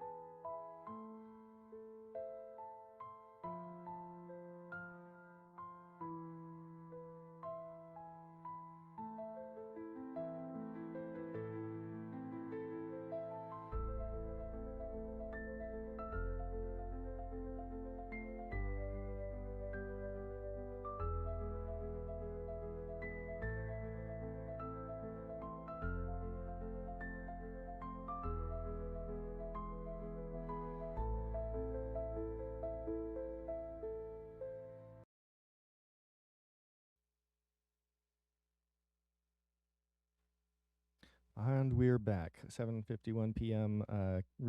Coming back from a brief at ease. On the floor is is a motion to approve the FY27 recommended budget. At this point, I'll turn it over to Dr. Meinert or Mr. DeGraw. Sounds great. Thanks, President Burgess. We have an updated resolution and memo in front of the board. So we updated the numbers. The two numbers that updated were the operating fund number as well as the grand total number at the bottom. So you'll be moving to approve all funds at 231,986,057. And then again, as I mentioned earlier, the memo in front of you, the second document just details at a high level the adjustments from the proposed budget to the recommended budget. So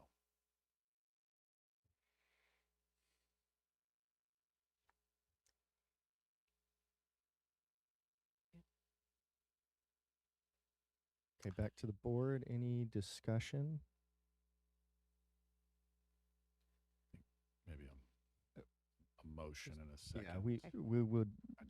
So right, we would need a motion. I move to approve the fiscal year 27 school district recommended budget with budgeted revenue in all funds totaling $2,231,986,057. $986,057 and budgeted expenditures for all funds totaling $231,986,057. Second. Moved by Miss Doolian, seconded by Miss Carol Hubbard. To Miss Doolian, would you like to speak to the motion? Oh, yeah. I am so proud. Thank you for opening our meeting tonight, President Burgess, with the work that this board did. I am so proud of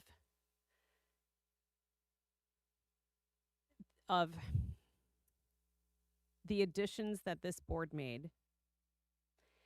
And I want to take a moment to recognize the hard work and the painstaking decisions that this board and previous boards and previous administrations have made since 2017 that have gotten our school district to a point where yesterday and today, right now, we are looking at restoring elementary band and orchestra, expanding our band and orchestra program in secondary schools, adding 10 student behavior technicians, adding 10 tutors, lowering class sizes, PTR targets for elementary to 23 students, lowering class size targets for junior high to 27, and for meaningful to me. And I just I'd never thought that I'd actually see this happen, is an investment into the arts. Now, I do really like numbers, and I appreciate everything that goes into finances. But my heart, especially when I was a student, was in the arts. And the arts helps students. It helps them, I said this the other night, it helps them understand failure in a way. And that sounds really negative, but it helps them understand how to try and fail and stand up and try again in a very supportive way that I really don't see in other places. And I think it's one of the most critical things that builds resilience and brings joy into people's lives. And I am so excited that this board has the opportunity tonight to make specifically all these investments. But for me, it's that music investment that I never thought that we'd ever be able to do. And I am so proud to be here tonight. And I want to recognize the hard work of this and all previous board members and all those hard decisions that have been made that led us to the opportunity to be able to make these strategic investments. So I am proudly and excited about passing this budget tonight. Thank you.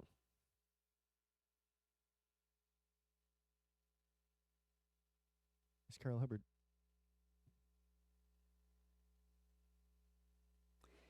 Well, I too am very, very excited about the budget. I just was kind of giddy all day. This has just been so wonderful. Last year was a complete opposite. It was just cut, cut, cut. And this year is just invest. And I just wanted to point out we have 36 new positions. Is that right? 36? I hope my math is good. 36 new positions. And they are district wide. So we didn't just cherry pick any one little thing. We invested everywhere. And that to me is amazing. We invested in elementary, in middle and high school, and we invested more for, tutoring situations, but we also invested more for extended learning and growth for higher level thinking. And so, I mean, all of it, and all of it is just amazing because we have kids at every level, and it's really exciting to support all the students across the board. Um, I too am a huge music fan. I have been playing since I was 4 years old. So it's music is my bag. It's my love language, and I am super happy. I take it a little differently than Miss Julian, though, because she talks about the failure building, strength and stamina, and I'm saying it creates love. It creates a love that for music, and there's a passion in it that nobody can ever take away from you. Um, when you learn how to sing, when you learn how to play, it's with you forever. I still play. I play often and I sing way too much. But I sing every single day. There's always a song in my head. So thank you so much, other board members. Thank you for this budget. I'm super, super excited. And thank you to all the educators and that have suffered through all of the changes. But hopefully, this is like the pot of gold at the end of the rainbow. So thank you.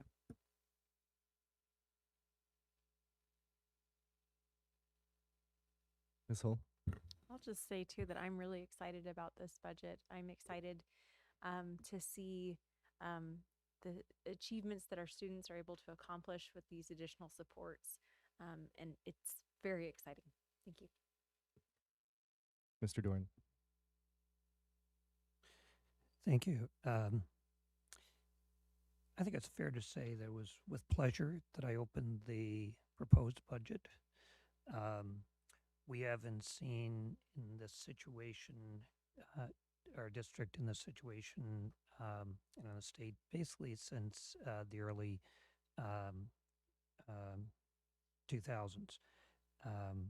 And that was due to a lot of work and partnership across our state of many, many different entities, business and educators and legislators, et cetera, in the A+ task force. And we saw some boost in education funding that allowed us to begin to think innovatively. So to open the proposed budget in February, and to see that the administration was able, as part of a lot of diligence on watching expenditures, watching revenues, watching resources to us, and to propose additions.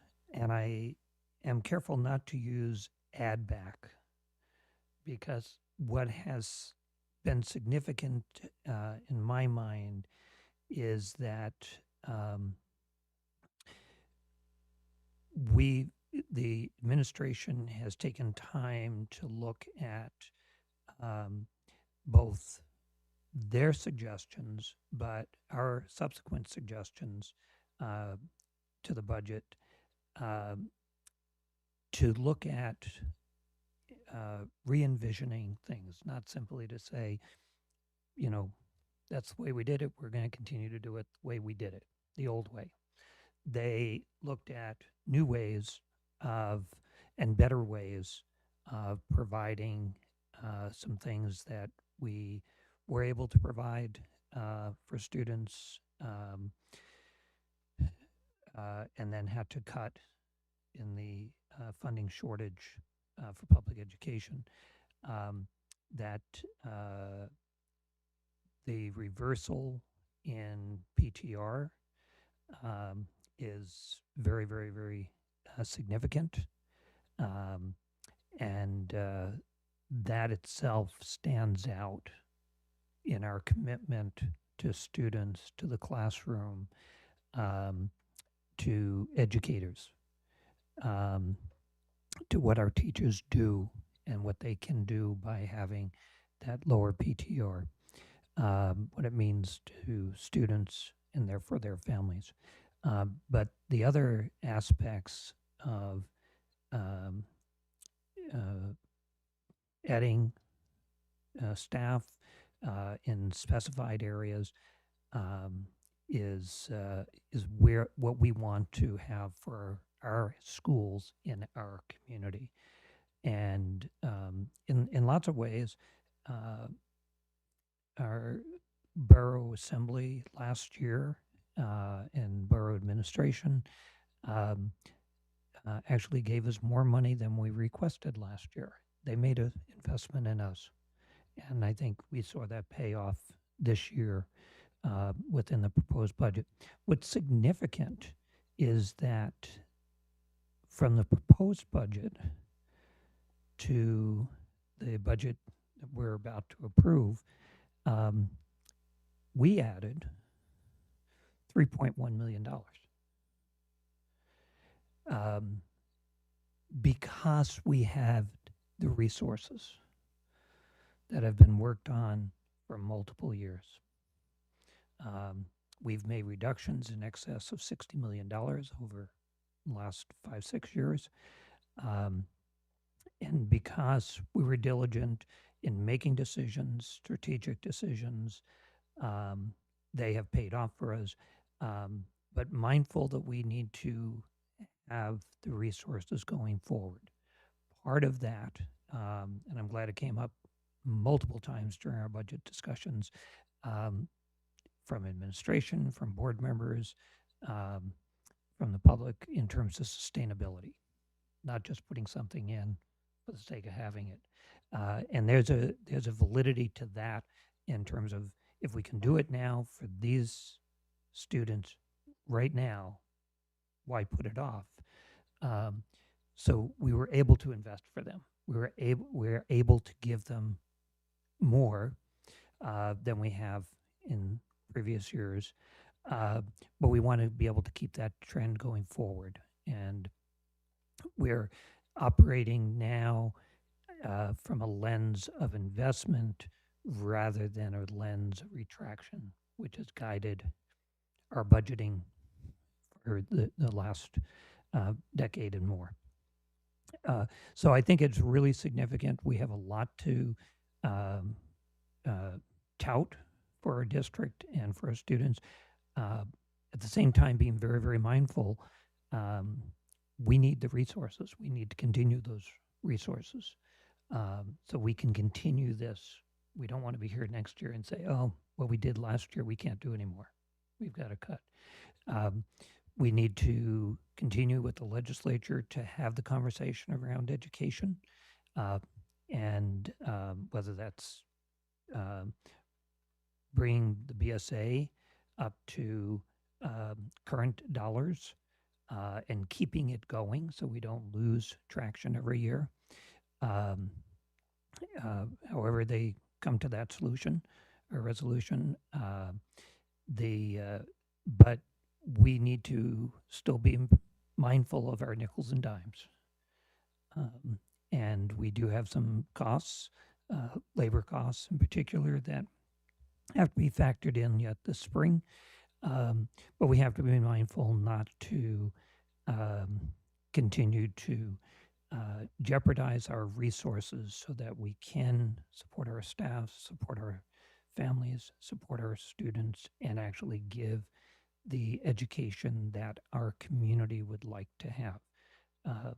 We're not out of the woods, but this is a great time to take a little bit of a breather, celebrate what we can do, and I'm thrilled at the way we've been able to come together and have some good discussions, and as I said earlier this evening, to invest, but not to over invest, so that we don't jeopardize our futures, and most importantly, the futures of of our students and children. So, thank you.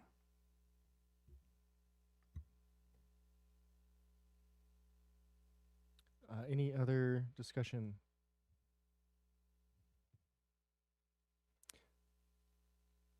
All right, I will just echo the sentiments of my fellow board members. I am excited by this budget. There was a lot of good compromise, good discussion, and um, a lot of excitement about being able to invest this year in education in our community. And I also share Mr. Doran's words of caution there. As we move forward, we need to keep our eye on the ball and make sure that we continue to fund and that the state and the borough continue to fund us to levels that allow us to sustain this and hopefully invest more in future years as well. I would love to see the work that we did tonight continue to grow in future years rather than have to pull it back. And with that, seeing no other comments from board members, Ms. Richardson, will you please call the vote? A yes vote will approve the motion on the table, which is approval of the school district recommended budget with budgeted totals, et cetera, et cetera. We are approving the budget that we worked on. Ms. Richardson. Miss Carol Hubbard, Absolutely, yes. Mr. Doran, Yes. Miss Hewitt, Yes. Miss Maple, Yes. Mrs. Hull, Yes. Miss Julian, Yes. Mr. Burgess. Yes. Thank you. Motion carried. Okay. That brings us to our next agenda item, which is comments and announcements. We'll call this closing comments. We will be going into executive session following this, but if there are any closing comments, looking for hands. Ms. Hull. Joy Elementary, Nordell Elementary, Anderson Elementary, Ben Eielson Junior Senior High, Pearl Creek Elementary, Two Rivers Elementary, Midnight Sun Elementary. I want to honor the school communities that have felt the impact of budget cuts so deeply. We also have students who are redistricted from their neighborhood schools, experiences that were not easy. Last night, after speaking with one of our administrators, they shared, every student in our district will be positively impacted by this budget. Lastly, I just want to thank past board members whose difficult decisions helped make this moment possible.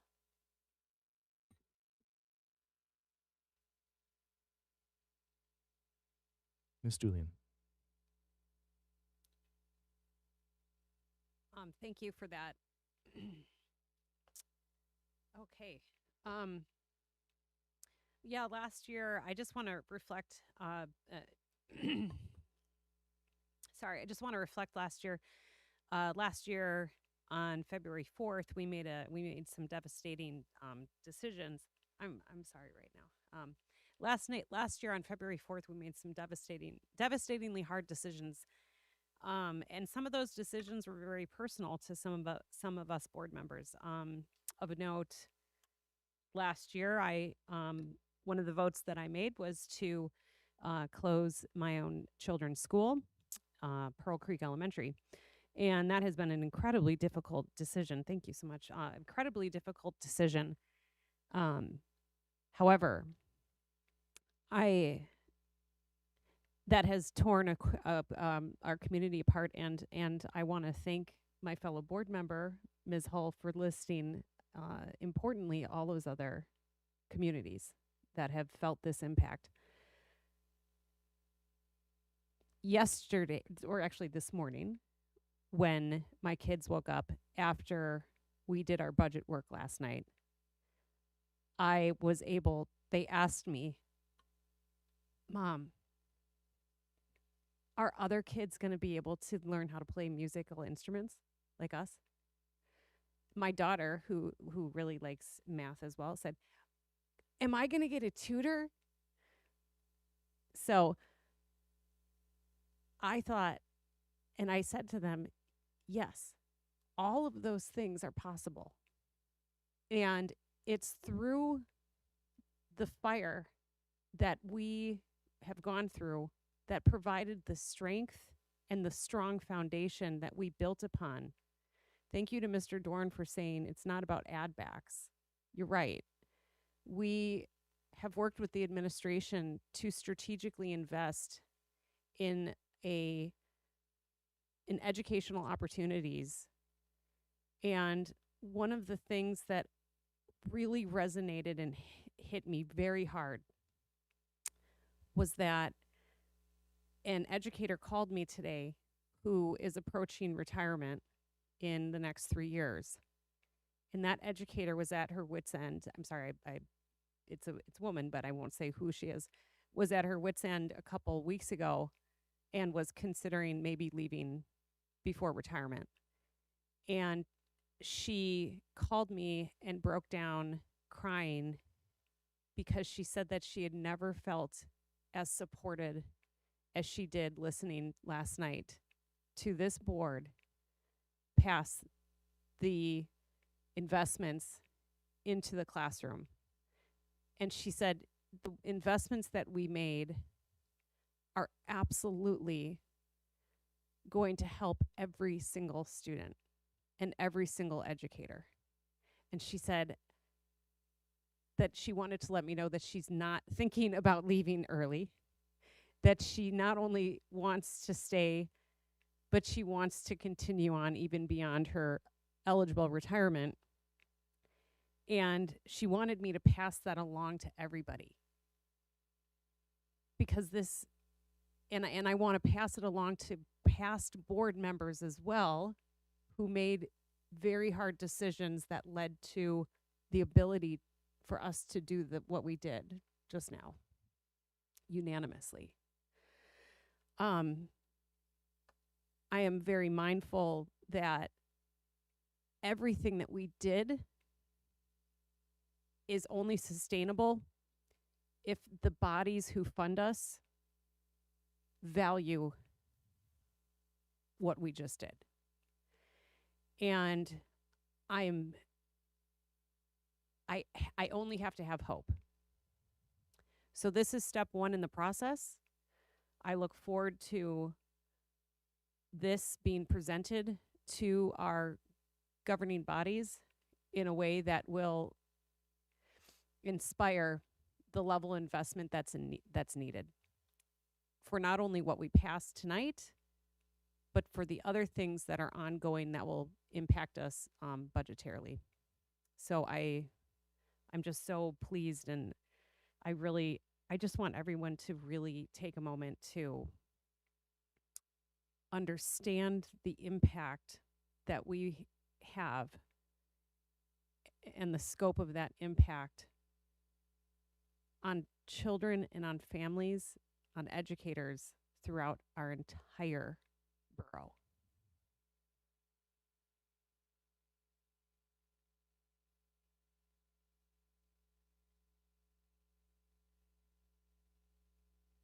Any other board members that would like to make some general closing comments for convening an executive session?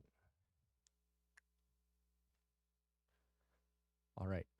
I will just say very briefly, thank you, board, for the work that we do together. This budget cycle was incredibly refreshing compared to the past 2 years of service. It does not come without concern, of course. There's thinking of long-term sustainability. But I was, just as in years past, I was impressed with the work that this board did together around the budget. And I just really want to say, when we can compromise like we did, when we listen to each other truly to hear intent and are able to help each other come up with plans and ideas that work for everyone on the board, that just shows that how we can function when we extend that trust and respect to one another. And so I really appreciate that work that we've done together, and just this team in general. And with that, we'll move on to our next item on the agenda. Move to convene into executive session with board members and superintendent in order that we may discuss matters the immediate knowledge of which would have an adverse effect upon the finance of the district. Second. I see a hand, Miss Maple. Can I make the request that we commit to wrapping by 10 p.m.? Is that amenable to the board? Okay. That's okay. I'm seeing a lot of nods. Thank you, Miss Maple. And any other discussion before we take the vote on? Okay. Normally we don't either. So without objection, we are now in executive session.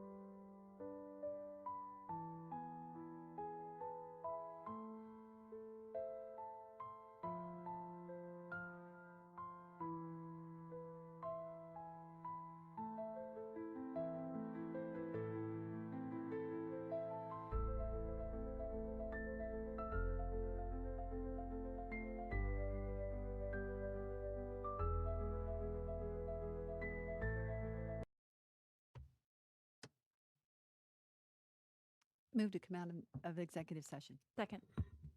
Without objection, we are out of executive session. No actions were taken. Move to adjourn. Second.